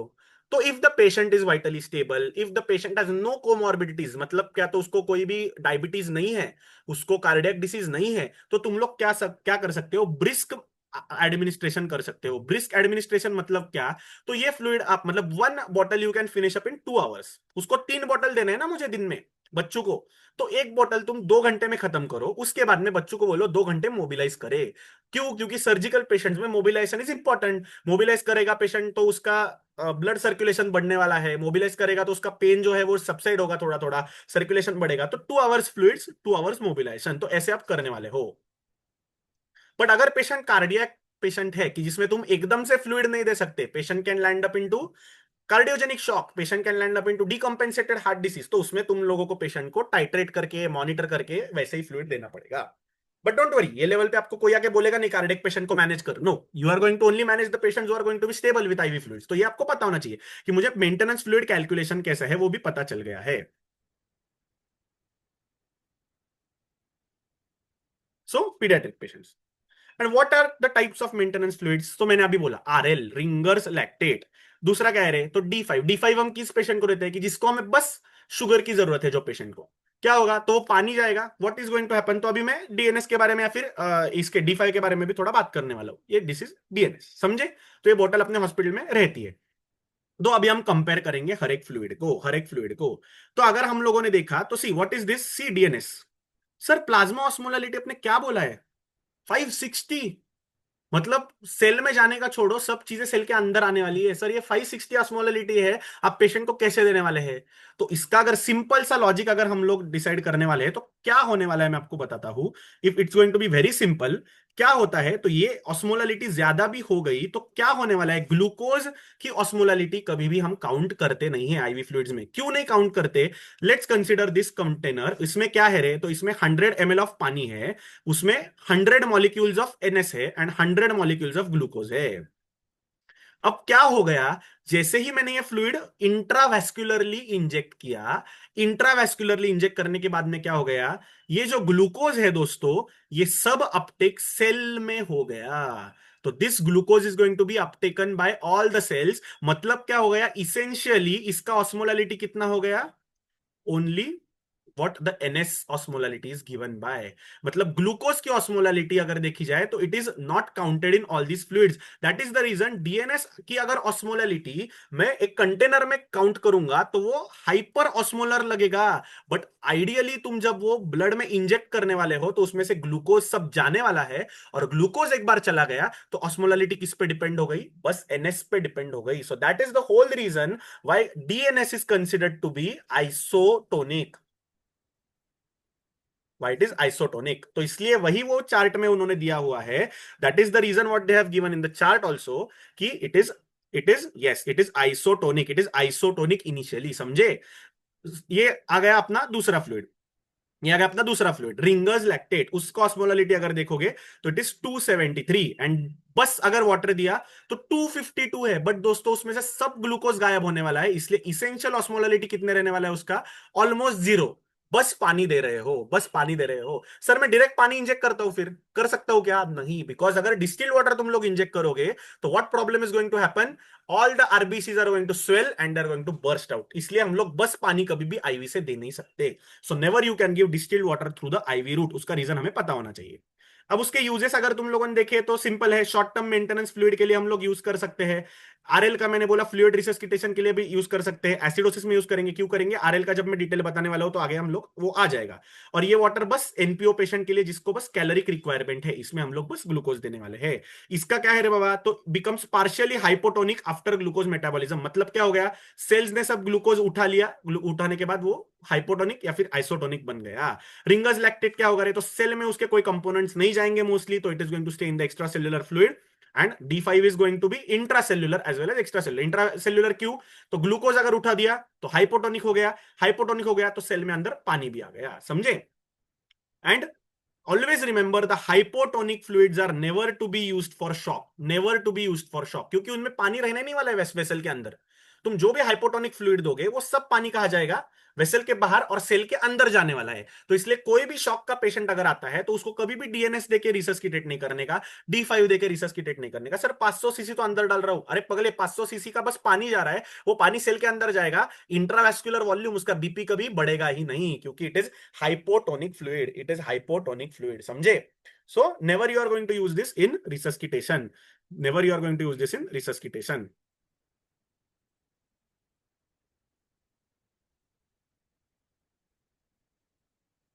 सो नाउ पहला जो मैंने क्वेश्चन आपको पूछा था कि why not NS, why not NS, तो let's see next scenario which is going to come, which is going to be a persistent vomiting patient. Sir एक पेशेंट परसिस्टेंट वॉमिटिंग कर रहा है, उसको कुछ तो ट्यूमर है, स्टमक के एंड पे ट्यूमर है, that is the why the patient is persistently vomiting. तो अगर परसिस्टेंट वॉमिटिंग है इस पेशेंट को तो क्या प्रॉब्लम हो सकती है, तो वॉमिटिंग में हमें पता है कि उसको क्या लॉस हो रहा है, तो एक तो उसका पानी जा रहा है, पानी जा रहा है वॉमिटिंग से, दूसरा क्या जा रहा है, तो हमें पता है स्टमक में क्या होता है, HCl हाइड्रोक्लोरिक एसिड, तो H प्लस गया, Cl माइनस गया। तो मुझे समझा कि उस पेशेंट में क्या प्रॉब्लम हो रहा है, तो उसका क्लोराइड लॉस हो रहा है और उसका पोटेशियम लॉस हो रहा है, सॉरी हाइड्रोजन लॉस हो रहा है। सर हाइड्रोजन कम हो गया तो नेचुरली ब्लड में क्या हो गया, नेचुरली ब्लड में क्या हो गया, तो उसका नेचुरली इन द ब्लड ही is going to have alkalosis. Alkalosis क्यों हुआ, क्योंकि उसका H प्लस लॉस हो रहा है। तो उसका अगर क्या बोलते हैं हम लोग, अगर उसका H प्लस लॉस हो रहा है, उसको अल्कलोसिस हो रहा है, तो किडनी क्या बोलने लगी, अरे रुक मैं H प्लस को अंदर खींचती हूं ताकि अपना अल्कलोसिस करेक्ट हो। बट H प्लस जैसे जैसे अंदर आने लगा, H प्लस जैसे जैसे अंदर आने लगा, तो क्या एक्सक्रीट करने लगी किडनी, किडनी बोलती है H प्लस के बदले में मैं K प्लस सिक्रीट करती हूँ, वो हमें पता है पंप रहता है, पोटेशियम हाइड्रोजन एक्सचेंजर। तो उसके बदले उसने पोटेशियम एक्सक्रीट किया, वॉमिटिंग करेक्ट नहीं हुआ तो पेशेंट को क्या हो गया, एक तो उसका H प्लस लॉस हो ही रहा है, पोटेशियम लॉस भी होने लगा, तो क्या हो गया, पोटेशियम भी बॉडी से जाने लगा। तो फिर किडनी बोलती है भाड़ में गया, मुझे फर्क नहीं पड़ता, potassium is more important to me because potassium is a cardiac stabiliser.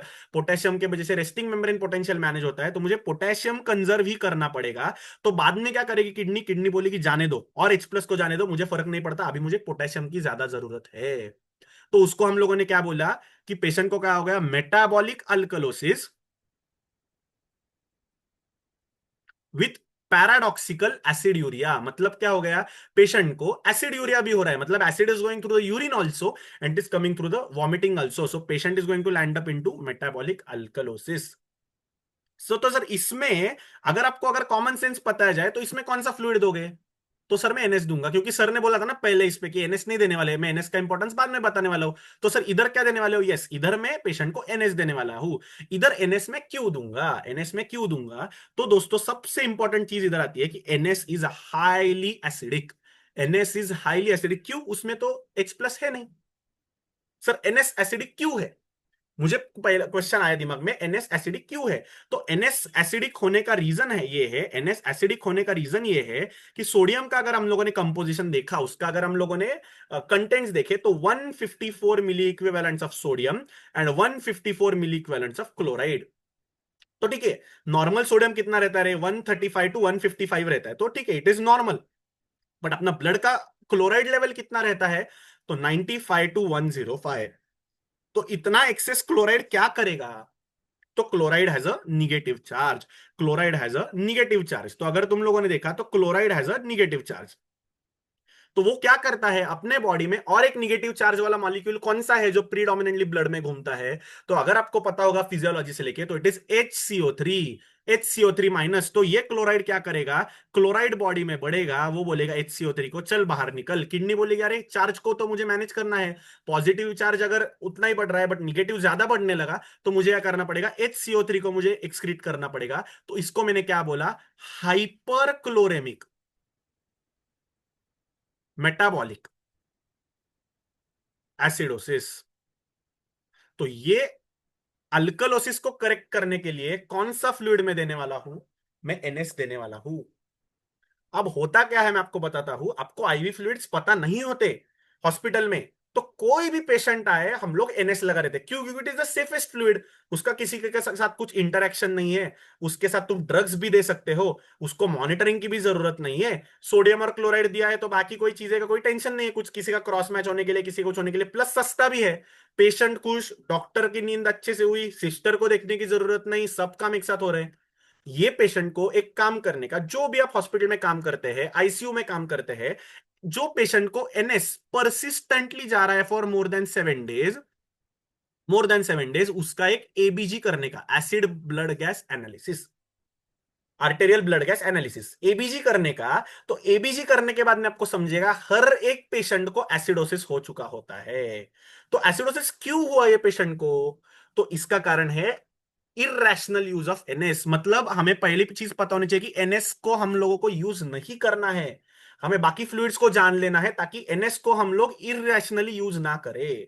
तो NS क्या होता है? कुछ भी फ्लूइड हाथ में है, चल NS लगा, कुछ भी फ्लूइड हाथ में लगा NS लगा। आप भी करते होंगे, जो भी आप इंटर्न्स होंगे, पोस्ट इंटर्न्स होंगे, किसी हॉस्पिटल में जाते होंगे, कुछ समझ में नहीं आया किसको क्या फ्लूइड देने का, ये सिस्टर NS लाउन टका, सिस्टर NS लाउन टका। क्यों? क्योंकि आपको पता ही नहीं है फ्लूइड्स का management. That is the whole reason why you are lacking all these things. तो NS नहीं देना है क्योंकि पेशेंट को हाइपरक्लोरेमिक मेटाबॉलिक एसिडोसिस होने वाला है। तो सेम चीज अगर हम लोगों ने देखी, सेम चीज अगर हम लोग देखे जाए, तो what is the fluid of choice here? तो इधर अगर पेशेंट में अल्कलोसिस हो रहा है, तो मुझे पेशेंट को क्या करना है? तो मुझे पेशेंट को, yes we are going to give the patient, yes NS। NS is the choice. एंड उसमें क्या हो रहा है? पोटेशियम भी पेशेंट का लॉस हुआ था इनिशियली, तो उसको सप्लीमेंट कर सकते हो।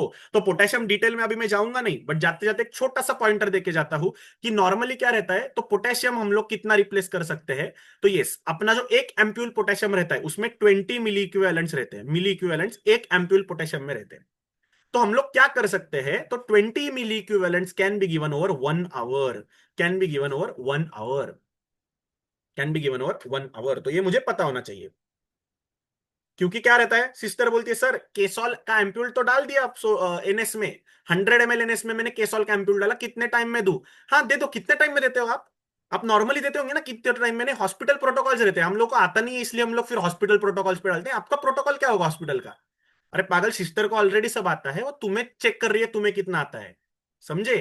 तो यू शुड अंडरस्टैंड, एक एम्प्यूल केसॉल should be given, not less than 1 hour. Ideally वो लोग बोलते हैं अगर तुम लोग को रात की चैन की नींद चाहिए तो 10 मिली इक्विवेलेंट्स पर आवर से ही करेक्ट करो। बट अगर पेशेंट हाइपोकैलिमिक है, तो मुझे देना पड़ेगा कितने आवर से? तो I have to give through 20 milli equivalents per hour. अब तक कुछ डाउट है?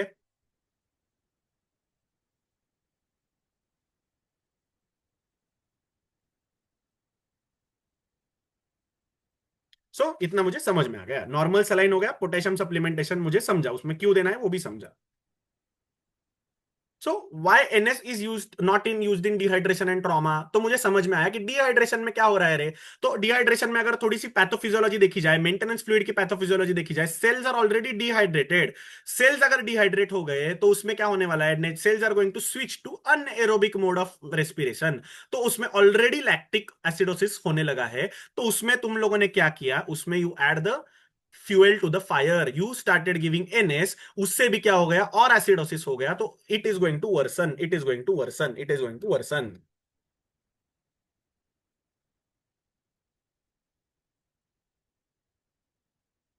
समझे? तो एनएस क्यों नहीं देना है, तो इसका रीजन अभी हम लोगों को पता चल गया। तो मेंटेनेंस फ्लूइड अगर आ गया पास में, तो हम लोगों को क्या हाथ में है रे, हैंडी। सस्ते पेशेंट है क्या, चलो डीएनएस ले लो, आरएल ले लो। सर अगर पेशेंट अफोर्डिंग है क्या, चले काम कर, प्लाज्मा लाइट उठा, प्लाज्मा लाइट से और ज्यादा इजी हो जाएगा, विल गिव प्लाज्मा लाइट। इतने इतने में सब कुछ आ गया क्या, इतने में सब कुछ समझ में आया? किसी को कुछ डाउट है तो hopefully if you don't have any doubts we are going to go ahead. So देखो, नॉर्मल सलाइन का पीएच देखो दोस्तों, नॉर्मल सलाइन का पीएच इज 5.5। रिंगर्स लैक्टेट का देखो, it is still acidic 6.5, and Plasma Lyte का is 7.4। This is almost matching to the plasma, that's why Plasma Lyte is superior. समझे? अब रिंगर्स लैक्टेट में क्या चीज है दोस्तों, तो उसमें एक बफर होता है। बफर मतलब क्या होता है कि वो बफर लिवर में जाएगा and it is going to increase the HCO3 production, it is going to increase the HCO3 production। Buffer मतलब क्या होता है तुम्हें पता है, एसिड बेस बैलेंस आउट करने के लिए बफर रहता है। तो HCO3 is a buffer of lactate, is the buffer of ringers lactate. And Ringer's lactate का जो बफर होता है उसको मेटाबॉलिज्म की जरूरत है लिवर में। तो in patients of liver failure acidosis अगर है, तो problem is going to be कि ये लैक्टेट का बफरिंग होगा नहीं अच्छे से। तो अगर लैक्टेट का बफरिंग नहीं होगा तो it is going to convert into lactic acid. तो इसलिए मुझे आरएल थोड़ा सा कॉशियसली देना पड़ेगा। कौन से पेशेंट्स में, लिवर पेशेंट्स में, क्योंकि आरएल का कन्वर्जन होने वाला है HCO3 में, बट वो बफर एक्ट होने के लिए liver is the required medium. But इधर अगर देखा जाए तो प्लाज्मा लाइट में बफर कौन सा है दोस्तों, तो it is acetate and gluconate and it is metabolised in muscle as well. तो जो चीजों में लिवर का प्रॉब्लम है, तो you can offer them Plasma Lyte, always you can offer them Plasma Lyte, आपके पॉकेट का कट बढ़ने के लिए नहीं, बट पेशेंट को एक्चुअली बेनिफिट्स प्लाज्मा लाइट के मिलने के लिए। एंड प्रॉब्लम इज क्या, क्वेश्चंस क्या है बाबा, तो it is expensive and it is limited availability in the small centres. Sir छोटे सेक्टर पे जाकर मैं प्लाज्मा लाइट रखूंगा, पॉसिबल नहीं है, क्योंकि इट्स वेरी डिवास्टेटिंग। पैसा नहीं है तो किधर से लाओगे प्लाज्मा लाइट, वैसी वाली बात हो गई। तो Plasma Lyte is more similar to the plasma, Plasma Lyte is more similar to the plasma. ठीक है? तो इतना मुझे पता होना चाहिए, ये सब चीजें मुझे पता होना चाहिए। जाते जाते आरएल के बारे में और एक छोटी चीज बोल के जाता हूं, अगेन अब पेट क्वेश्चन है। आप जो मेरे क्लास अटेंड करते हैं उनको तो ऑब्वियसली, जो जिन्होंने मेरे सर्जरी के लेक्चर्स किए उनको तो ऑब्वियसली सब कुछ पता ही होगा। बट जिन लोगों को नहीं पता है, सो this is NS, this is NS. ठीक है? अब जो लोगों को ऑब्वियसली पता नहीं है, तो उनको एक जाते जाते एक और छोटी टिप दे के जाऊंगा कि आरएल में जो लैक्टेट रहता है ना, तो उसमें एल आइसोमर रहता है, L isomer of lactate and D isomer of lactate. तो प्रॉब्लम क्या होता है ना, डी आइसोमर को मेटाबोलाइज करने के लिए थोड़ा सा डिफिकल्ट रहता है। तो डी आइसोमर अगर अच्छे से मेटाबोलाइज नहीं हुआ, तो it D for acid, D for acid, acid में डी आता है, तो इसलिए क्या होता है, वो डी जो रहता है, तो D isomer gets converted into lactic acid और it adds fuel to the fire. तो इसलिए एल आइसोमर वाला लैक्टेट देने का। तो अगर आपको दो तीन कंपनी पता है, जैसे बॉक्सटर हो गया, एबॉट हो गया, मतलब मैं क्यों बोल रहा हूँ क्योंकि मैंने ये यूज किए हैं, बाकी का मुझे पता नहीं, ऐसे कोई नहीं है। मैं ब्रांडिंग अगेन डिस्क्लेमर दे रहा हूँ, it is nothing to brand with anything, मुझे किसी का कुछ ब्रांड वैल्यू बढ़ाना नहीं है। बट ये लोग क्या करते हैं ना, इनका आरएल जो रहता है ना, वो 60 रुपीज का रहता है। वो क्यों 60 रुपीज का रहता है? अगेन अपनी चिप मेंटेलिटी। अरे वो ना पागल लोग हैं, उनको कुछ आता नहीं, वो प्राइस है, कंपनी का टैग है। मैं बोल रहा हूँ वो 30 वाला आरएल लो, वो ज्यादा अच्छा है, सस्ते में निपट जाएगा। पागल हम लोग हैं, कंपनी पागल नहीं है, क्योंकि वो जो आरएल दे रहे हैं उसमें बस एल आइसोमर फिल्टर आउट किया गया है। तो L isomer is going to get converted into HCO3 very much easily and it is going to act as a buffer to correct the acidosis. It is not going to let the acidosis happen. तो ये चीजें हमें पता होनी चाहिए। Sir Boxster car L मैं क्यों use करूं, वो तो महंगा है। अरे बाबा वो महंगा है, पर उसके पीछे कुछ रीजन है, इसलिए वो महंगा है। वो क्या जेनेरिक और एथिकल वाली बात नहीं है? कुछ कंपनीज में तो, या फिर कुछ कंपनीज का रेसिमिक भी आता है, रेसिमिक आरएल, उसमें लिखा होता है रेसिमिक मिक्सचर है। तो रेसिमिक मिक्सचर है तो हम लोग बोल सकते हैं अरे रेसिमिक मत निकालो, instead of that please give me L isomer वाला आरएल। तो समझना चाहिए एल आइसोमर वाला आरएल इज वेरी इंपॉर्टेंट। तो this is a pet fix, pet pet question. Is a pet question.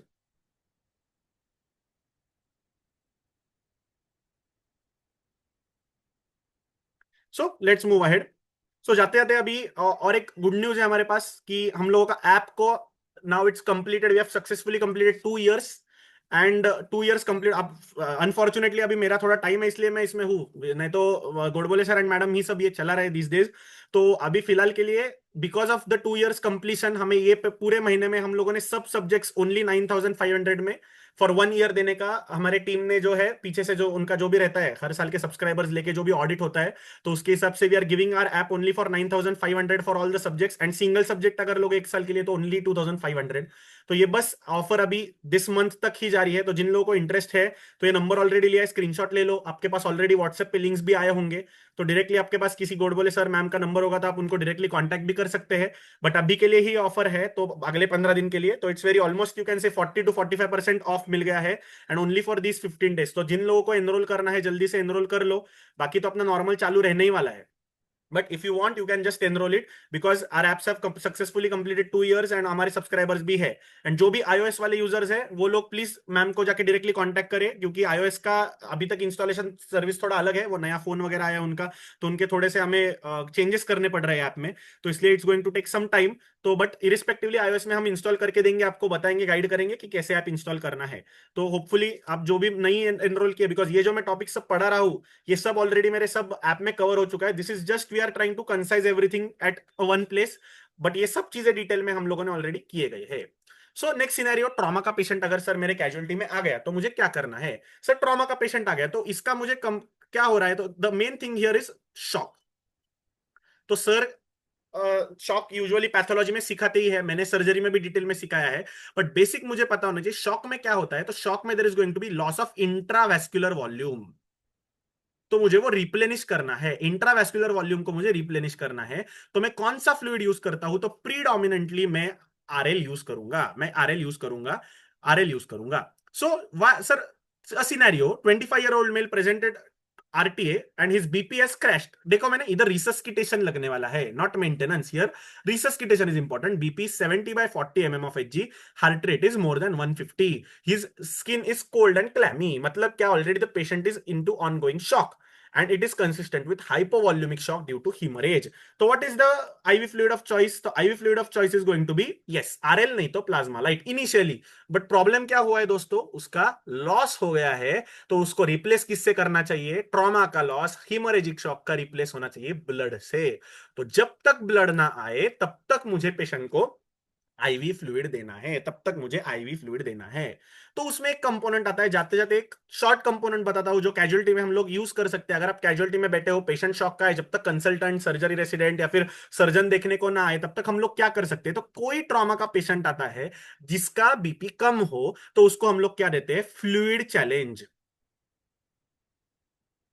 Fluid challenge क्या करते हैं हम लोग, तो जैसे मैंने बताया कि सबसे सेफ फ्लूइड कौन सा है रे बाबा, तो मुझे पता है एनएस है. एनएस का रिएक्शन नहीं आएगा, ड्रग्स देने के लिए काम आएगा. तो हम लोग 1 लीटर ऑफ एनएस उसको स्टैट में पुश करेंगे. पुश करेंगे मतलब ऐसे पुश, मतलब सलाइन से पुश नहीं, ओवर 30 मिनट्स या फिर over 45 minutes wide bore cannula लगाने का. एक जगह राइट हैंड से 500 ml की बोतल, लेफ्ट हैंड से 500 ml की बोतल लगाने का. क्योंकि उसका शॉक जो है दोस्तों, तो it is because of blood loss. तो 500 ml की 2 बॉटल साइमल्टेनियसली ओवर 2 लिम्स लगा देने के ओवर 30 मिनट्स. एंड वो 30 मिनट्स जाने के बाद में हमें देखना है पेशेंट का बीपी बढ़ गया है या फिर अभी भी डिटोरिएटिंग है. बीपी डिटोरिएटिंग है. अगर पेशेंट का बीपी नॉर्मलाइज हो चुका है दोस्तों, तो इसका मतलब है पेशेंट इज कैटेगराइज्ड एज. तो अगर ये मैंने टेस्ट कर दिया, ये टेस्ट कर दिया, उसके बाद में मैंने क्या किया, तो उसको मैंने 3 कैटेगरी किया. फ्लूइड चैलेंज मैंने पेशेंट को दिया, तो उसके बाद में मुझे पता चल गया 3 कैटेगरी के पेशेंट्स हो गए. One is responder, other is transient responder, and other is non responder.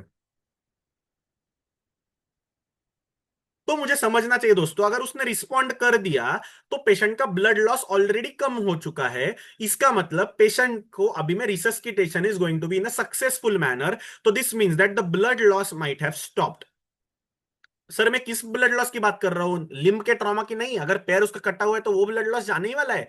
मुझे क्या कंसर्न है, पेट में अगर उसको इंट्रा एब्डोमिनल ब्लीडिंग है, अगर इंट्रा थोरेसिक ब्लीडिंग है, तो वो रुका है कि नहीं मुझे कैसे समझेगा. तो this is a responder. Sir अगर वो ट्रांजिएंट रिस्पॉन्डर है मतलब क्या, तो इनिशियली आधे घंटे के बाद बीपी उसका नॉर्मलाइज हो गया, बट अगेन 30 मिनट्स के बाद उसका बीपी फॉल डाउन होने लगा, तो उसको मैंने बोला ट्रांजिएंट रिस्पॉन्डर। मतलब क्या, तो ब्लीडिंग तो है बट इतना भी सीवियर नहीं है कि मैं वो करेक्ट ना कर सकूं। एंड नॉन रिस्पॉन्डर मतलब बहुत ही मैसिव ब्लड लॉस कहीं तो चालू है, इसको मुझे इमरजेंसी ओटी के लिए पोस्ट करना पड़ेगा। अब बाकी के डिटेल्स आपको वो ट्रॉमा के सीरीज में आपको मिल जाएंगे, जिसमें वो पेशेंट को ट्रॉमा के बाद एसेस कैसे करने का, उसको एयरवे ब्रीदिंग सर्कुलेशन कैसे करने का, उसका फिर कौन से पेशेंट को कैसे डायग्नोस करने का कि उसको ब्लीडिंग पेट में है या थोरैक्स में है, ये सब चीजें सर्जरी के लेक्चर में, ये डिटेल में नहीं। बट ये रिस्पॉन्डर का कंसेप्ट हमें पता होना चाहिए, और वो क्या करेंगे, फ्लूइड चैलेंज टेस्ट से हम लोग उसको जानेंगे। अगर हेड इंजरी दोस्तों पेशेंट में सस्पेक्टेड है, अगर हेड इंजरी पेशेंट को सस्पेक्टेड है, तो हम लोगों को क्या करना है, ये पेशेंट को एक चीज करनी है कि हम लोगों को उसको 100 mg ऑफ एप्टोइन, मतलब क्या एप्टोइन, या फिर 500 mg लेवेरा, मतलब क्या, तो उसको लेवेटारासिटाम, अगर हाईफाई हॉस्पिटल तो लेवेटारासिटाम, सर गवर्नमेंट सेटअप एप्टोइन, मतलब क्या फेनिटोइन, उसको देना है प्रोफाइलैक्टिकली।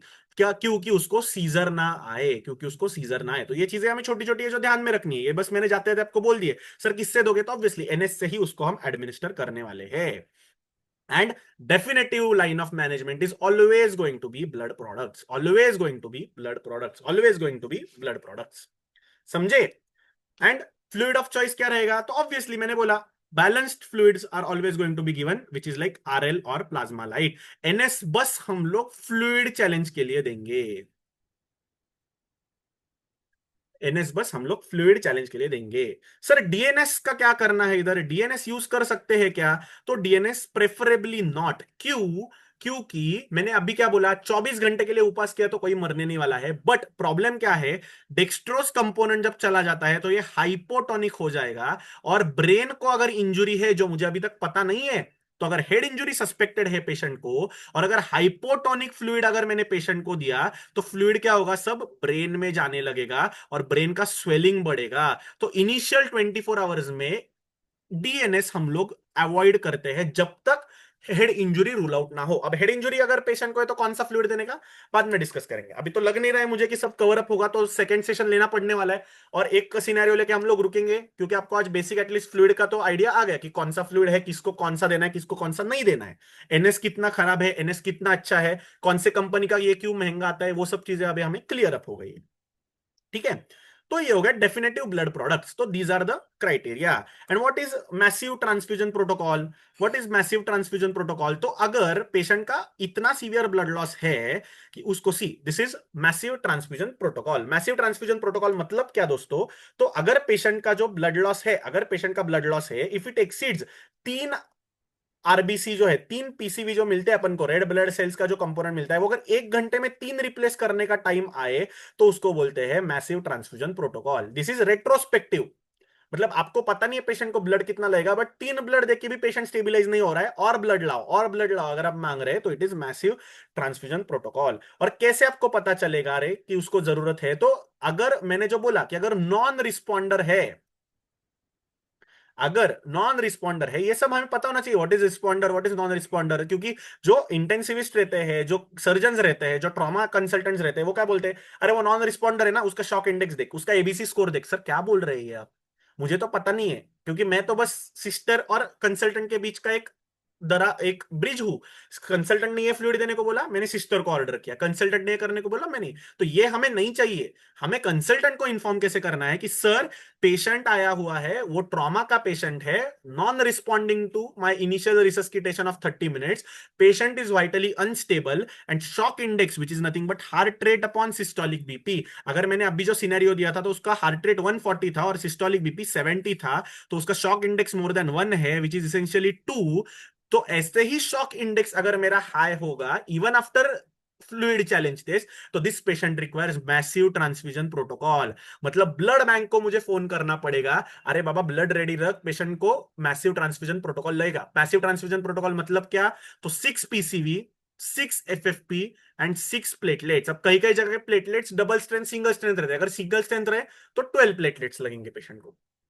तो दिस इज नथिंग बट ये विद इन 24 आवर्स अगर तुमने दिया, तो it is considered to be a massive transfusion protocol. 6 RBCs, 6 FFPs and 12 platelets. अब हर हॉस्पिटल का प्रोटोकॉल अलग रहता है, कुछ लोग एमटीपी अलग बोलते हैं, कुछ लोग एमटी मतलब not termination of pregnancy, massive transfusion protocol की बात चल रही है। तो ये सब हमें पता होना चाहिए कि 6-6-12 या फिर 6-6-6 always replace in the ratio of 1:1:1, 1:1:1। क्या प्रॉब्लम होगा दोस्तों अगर उसका इतना सब कुछ ब्लड लॉस हो चुका है, मैंने बस उसको आरबीसी दिए। अरे दोस्तों, बस आरबीसी दे के कोई पॉइंट नहीं है। RBCs are just going to deliver oxygen to the tissues, but patient का जो ब्लड लॉस हुआ है उसमें कोएगुलेशन फैक्टर्स जा चुके हैं, प्लाज्मा प्रोटीन्स जा चुके हैं। तो वो कोएगुलेशन कैस्केड, प्लेटलेट्स जा चुके हैं, वो अगर रिप्लेस नहीं की तो ब्लड लॉस कैसे रुकने वाला है उसका सर्जरी के बाद भी? सर्जरी के बाद कैसे हीमोस्टेसिस होने वाला है? तो जैसे आपको पता है, surgeon never heals, surgeon just approximates. Nature is the one which is going to heal the tissue. तो वो अगर हीलिंग पॉसिबल नहीं है दोस्तों, तो उसके लिए मुझे all the component should be given in all the component should be given in limited spectrum. तो मुझे ये चीज पता चल गई। सो 1:1:1 में मुझे रिप्लेस करना है मैसिव ट्रांसफ्यूजन प्रोटोकॉल। अब कुछ हॉस्पिटल्स एबीसी स्कोर भी यूज करते हैं, एबीसी स्कोर भी यूज करते हैं। उसको क्या बोलते हैं एबीसी स्कोर को? तो जैसे असेसमेंट ऑफ ब्लड कंपोजिशन। तो उसमें क्या बोलता है कि एक पेनिट्रेटिंग मैकेनिज्म की अगर इंजुरी है, systolic BP is less than 90, heart rate is more then 120, मतलब क्या है, तो शॉक इंडेक्स मोर देन 1 है, और अल्ट्रासाउंड इज पॉजिटिव। अब आप मेरे ट्रॉमा के सीरीज लेक्चर देखोगे तो उसमें आपको पता चलेगा फास्ट क्या होता है, ई फास्ट क्या होता है। तो वो सब चीजें उधर मैंने कवर अप की है। बट अभी के लिए क्या इंपॉर्टेंट है, तो ये सब चीजें अगर पॉजिटिव है तो मुझे समझा कि पेशेंट को मैसिव ट्रांसफ्यूजन प्रोटोकॉल लगने के चांसेस ज्यादा है, मैसिव ट्रांसफ्यूजन प्रोटोकॉल लगने के चांसेस ज्यादा है। तो ब्लड बैंक को मुझे करना है। तो आपका इसके बाद में फोन कंसल्टेंट को कैसे जाना चाहिए? सर पेशेंट आया हुआ है, इसका ऐसे ऐसे ब्लड का ये है उसका, his BP is like this, he has this and this injury. Patient को मैंने फ्लूइड चैलेंज दिया है, फ्लूइड चैलेंज देके भी he is a non responder, his still shock index is more than 1, is approximately 2. I have already informed the blood bank about the massive transfusion requirement. आप आके उसका OT कब करने वाले हैं? तो ये सब चीजें आपकी 1 घंटे में अगर हो गई तो पेशेंट के बचने के चांसेस है, नहीं तो नहीं है। मैंने देखा हुआ एक सिनेरियो, हमारे पास में एक 16 ईयर ओल्ड लेडी आई थी, लेडी भी नहीं कह सकते, बच्ची आई थी, बट उसकी शादी हो चुकी थी। उसको 1 साल का बच्चा भी था, जो एकदम आदिवासी ट्राइब से जो लोग हैं तो उनमें वो शादी होके 12 साल 13 साल में पहला बच्चा भी हो जाता है। तो वो हमारे पास में आई थी, उसको स्प्लेनिक इंजुरी था और उसको हीमोपेरिटोनियम था, 3.5 litres of blood accumulated inside the abdomen. Patient चलते आई और चलते हमारे सामने क्रैश हो गई। BP was non recordable, BP was non recordable. तो ऐसे कंडीशन में हम लोगों ने उसको फ्लूइड चैलेंज दिया। Fluid challenge turn out to be negative, क्योंकि 3.5 लीटर्स ऑफ ब्लड लॉस है दोस्तों। तुम कितना भी फ्लूइड पुश करो, it is going to bleed, it is going to bleed. Patient को हम लोगों ने triple supports with blood massive transfusion protocol initiated. उसको हम लोगों ने वेजोप्रेसर लगाए, नॉर एड्रेनालिन लगाया, डोपामिन लगाया, उसके पास में वेजोप्रेसिन लगाया, और उसको इंट्रा ऑफ एड्रेनालिन का इंफ्यूजन जा रहा था दोस्तों, इंट्रा ऑफ एड्रेनालिन इंफ्यूजन जा रहा था। स्प्लिनेक्टॉमी हो गया उसका, 2 दिन में मैसिव ट्रांसफ्यूजन प्रोटोकॉल इनिशिएट हो गया। पेशेंट इंट्यूबेटेड थी आईसीयू में, पूरा कोमा में थी। हस्बैंड वॉज क्राइंग, उसकी बेटी थी 1 साल की, आंख में पानी आ रहा था। बट वो पहले 2 आवर का जो रिसस्किटेशन उसका अच्छे से हमारे हमारे अंडर से हो गया, उसका timely surgery, patient went walking home after 14 days। And in a government setup, not even private setup. इतना गवर्नमेंट सेटअप में भी अगर रिसस्किटेट अच्छे से करोगे तो पेशेंट वॉकिंग घर जाते हैं। कहने का मतलब क्या है कि it is all upon you. ये अगर आपको पता नहीं होगा तो आप बस फ्लूइड देते जाओगे, सर मेरे को कुछ नहीं आता, पेशेंट हाइपोटेंसिव है, एनएस पुश करो, 3 लीटर एनएस पुश किया। प्रॉब्लम क्या होने वाला है दोस्तों? उसको क्या होगा, उसके आरबीसीज ऑलरेडी उसके कम थे, उसमें तुमने उनको डाइल्यूट कर दिया। पेशेंट के कोएगुलेशन फैक्टर्स कम थे, मैंने उसको भी डाइल्यूट कर दिया। तो patient is going to die because of dilutional coagulopathy. Dilutional coagulopathy के वजह से पेशेंट मरेगा। इसलिए हम लोग को ब्लड आने तक रिसस्किटेट करना है। आइडियल क्या है? रिप्लेसमेंट, ब्लड का replacement is always going to be blood. तो ऐसे सिनेरियोज में आपको और आगे बताते जाऊंगा, जैसे जैसे I will encounter them. Obviously मैंने बहुत सारे मेरे पास में से स्टोरीज बता ली। बट रिसस्किटेशन अगर उसका फर्स्ट आवर में अच्छा नहीं होता, ट्रॉमा में हमेशा बोला जाता है, अगर आप मैंने मेरे ट्रॉमा के लेक्चर बोले, तो first hour of trauma is called as golden hour of trauma. अगर 1 घंटे में तुम उसको रिसस्किटेशन नहीं करोगे तो patient is not going to survive. It's in your hand. Surgery बाद में आता है, पहले रिसस्किटेट करो। रिसस्किटेट अच्छी हुई तो ही सर्जरी से पेशेंट बाहर आने के चांसेस है। आप अगर आपको ये पता नहीं होगा उसका इंपॉर्टेंस, तो आपके कंसल्टेंट को पूछो, सर 4 सपोर्ट्स पे अगर पेशेंट है, noradrenaline, vasopressin, dopamine and adrenaline, तो पेशेंट बाहर आने के चांसेस कितने रहते हैं? But because of good resuscitation patient survived. And इसका इंपॉर्टेंस क्या है, at the end of the day हमें उसका हार्ट, उसका लंग, उसका सॉरी उसका ब्रेन, उसके किडनीज, ये तीन चीजों को हमें प्रोटेक्ट करना है। क्योंकि अगर इसमें से अगर उसका ब्रेन फेल हो जाता, रिसस्किटेशन अच्छा नहीं होता, तो patient would have lived, heart rate अच्छा है, लंग्स अच्छे हैं, किडनी अच्छी है, but patient is not awake. Point क्या है, वो बच्चा किसके पास जाके मां बोलेगा, किसके पास जाके रोएगा। So you should know that your resuscitation should be adequate. तो ये पूरा रिसस्किटेशन डिटेल हम लोगों ने अपने ट्रॉमा मॉड्यूल में लिया है, but this is how you should no. IV fluids कहाँ आएंगे, तो इधर आएंगे। तो एनएस से मैं कैसे उसको रिसस्किटेट करने वाला हूं, it is very important, it is very important. So what are the end points of resuscitation. Sir अगर वो रिस्पॉन्डर है तो मैं उसको कब तक रिसस्किटेट करूंगा, तो जब तक उसका बीपी मोर देन 65, मतलब मीन आर्टेरियल प्रेशर, या फिर सिस्टोलिक बीपी मोर देन 100, सिस्टोलिक बीपी मोर देन 100, अगर सिंपल भाषा में दिया तो सिस्टोलिक बीपी मोर देन 100 और फ्यू पीपल से 90। सर क्यों 90, तो वो भी मैं आपको बताऊंगा। या फिर उसका हार्ट रेट लेस देन 100 आ गया, HR less than 100, SBP more than 100, and urine output is equal to more than 0.5 ml per KG per hour. मतलब अगर एकदम क्रूड भाषा में देखा जाए तो किसी भी बंदे का 1 घंटे का यूरिन आउटपुट नॉर्मली 50 ml होना चाहिए। तो मतलब मेरा रिसर्चिटेशन सही जा रहा है, तो मेरा रिसर्चिटेशन सही जा रहा है। So these are end points of resuscitation. ये क्लिनिकल हो गए। ब्लड में क्या देखोगे, तो बिकॉज ब्लड डिलीवरी सेल्स में कम हो रहा है, सेल्स क्या बना रहे हैं, लैक्टेट बना रहे हैं। तो ब्लड लैक्टेट लेवल्स हम लोग देखते हैं। अब आप जब जहां हॉस्पिटल में प्रैक्टिस कर रहे होंगे वहां पे आईसीयू में भेजते होंगे, लैक्टेट लेवल्स भेजते होंगे पेशेंट के। तो लैक्टेट लेवल्स जब आप भेजोगे तो ब्लड के लैक्टेट लेवल्स में आपको पता चलेगा कि लेस देन 4 जब लेवल्स आते हैं, या फिर डिक्रीजिंग ट्रेंड पे अगर लैक्टेट के लेवल जाने लगे, तो we stop the resuscitation and switch to maintenance protocol. तो ये भी आपको पता होना चाहिए। अरे सर कल का तो लैब में इतना सब लैक्टेट था, यूरिन आउटपुट इतना कम था, आज तो अच्छा है, तो कंसल्टेंट को फोन करो। नहीं तो कंसल्टेंट तब तक रिसस्किटेट ही कर रहा है। जब शाम को फोन करोगे इन्फॉर्मिंग के टाइम पे कि सर ऐसे ऐसे हो गया है, उसका लैक्टेट लेवल जब भी कम आ रहा है, उसके आ रहा है, तो रात को बोलेगा ठीक काम कर, उसको मेंटेनेंस पे डाल दे, कट करेगा फोन। तो तब मुझे समझेगा ओ रिसस्किटेशन तो हो गया, अब मेंटेनेंस फ्लूइड कैसे कैलकुलेट करने का, वो तो मुझे पता है। सो ये आपको आईवी फ्लूइड सब सिखाने वाले हैं, क्योंकि you are the god for that patient. The patient is not able to manage his physiology and you are managing his physiology through IV fluids. इसलिए ये चैप्टर बहुत इंपॉर्टेंट है। नहीं आएगा तो कुछ प्रॉब्लम नहीं, कंसल्टेंट बताएगा हम वही करेंगे, बट हम कब कंसल्टेंट लेवल बनेंगे, हम कब दूसरों को सिखाएंगे, हम कब ऑर्डर करेंगे, ये चीजें पता होगी तो ही हम ऑर्डर करने वाले हैं, तो ही हम बताने वाले हैं। So what is CRASH two trial, जाते जाते बस एक चीज बोल जाता हूं, then will stop for the day. CRASH two trial मतलब क्या, तो उनको समझा कि ट्रानेक्सामिक एसिड, जो जो पेशेंट वाइटली अनस्टेबल है, जो पेशेंट वाइटली अनस्टेबल है और उस पेशेंट को हम लोग रिसस्किटेट कर रहे हैं, तो any patient requiring resuscitation with vitally unstable patient, give him 1 gram of tranexamic acid, जिसको हम लोग पॉज बोलते हैं, गिव हिम 1 ग्राम ऑफ पॉज ओवर 10 मिनट्स। कौन से फ्लूइड में दूसर, वापिस एनएस में, because NS is the good transport for any of the drug in the body. So 1 gram पॉज ओवर 10 मिनट्स। तो उनको पता चला कि ये क्रैश टू ट्रायल के बाद में पेशेंट का जो आउटकम है वो सिग्निफिकेंटली इंप्रूव आउटकम है। तो this is the CRASH two trial. अगर आपको पढ़ना है उसके बारे में डिटेल तो गूगल पे अवेलेबल है, क्रैश टू ट्रायल डाल दो, उसके बाद में आपको पता चल जाएगा what is CRASH two trial. And this is Plasma Lyte versus Ringer's lactate, Plasma Lyte versus Ringer's lactate, जो हमने पहले ही देख लिया था। देखा आपने इधर क्या क्या है, प्लाज्मा लाइट में मैग्नीशियम भी है, एसीटेट भी है, और उसके साथ साथ उसको ग्लूकोनेट है। तो ये बफर जो है, these are metabolised in the muscle and liver, and Ringer's lactate is only metabolised in the liver. इसका मतलब अगर पेशेंट अफोर्डिंग है तो उसको प्लाज्मा लाइट लाने के लिए बोलो। अभी जो मैंने लड़की का बात किया, तो हम लोगों ने उसको आरएल पे ही रिसस्किटेट किया था, बट अगर प्लाज्मा लाइट होता तो शायद आउटकम्स और भी फास्ट आ सकते थे। ऐसा नहीं कि आरएल बहुत ही घटिया फ्लूइड है, but simultaneously you should know कि Plasma Lyte is any time superior. जो सुपीरियर है वो सुपीरियर है। आईफोन 17 प्रो मैक्स है तो प्रो मैक्स ही रहेगा, 17 ही रहने वाला है। दोनों अच्छे हैं but they have their own benefits. Plasma Lyte is expensive, less available in smaller centres, and in liver disease you have to avoid this. And hyperkalaemia के बारे में हम बात बाद में करेंगे जब अपन किडनी के बारे में बात करने वाले हैं।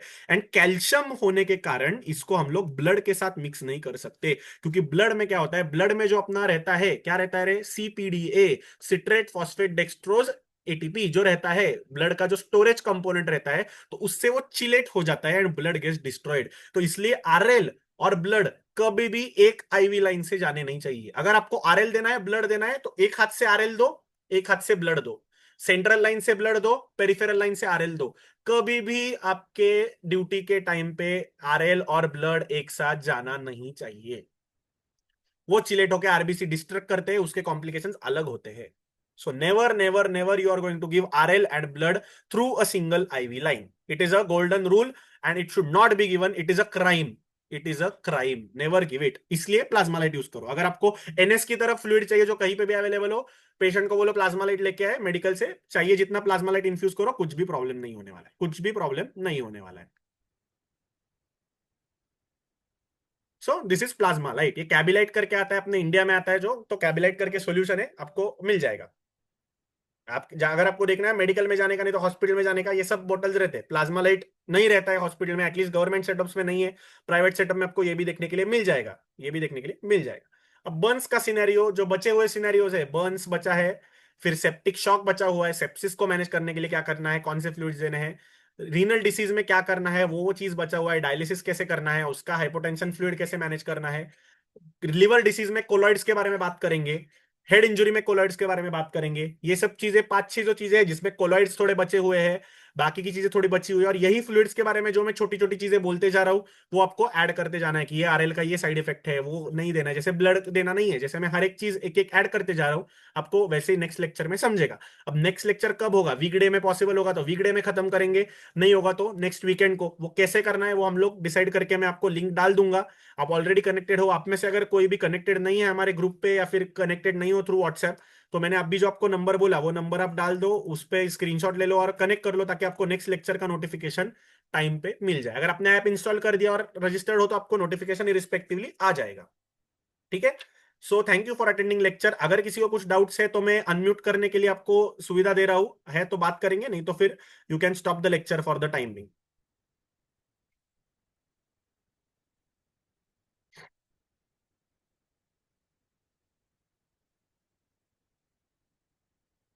मैंने अनम्यूट ऑप्शन एनेबल कर दिया है, किसी को कुछ बात करना है तो कर सकते हैं।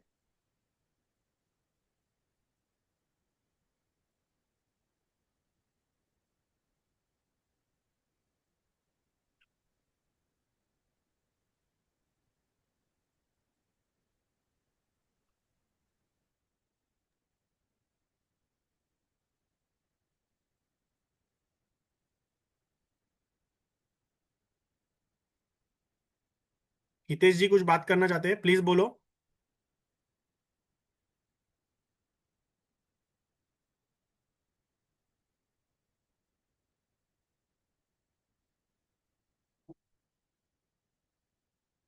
आपका आवाज नहीं आ रहा है।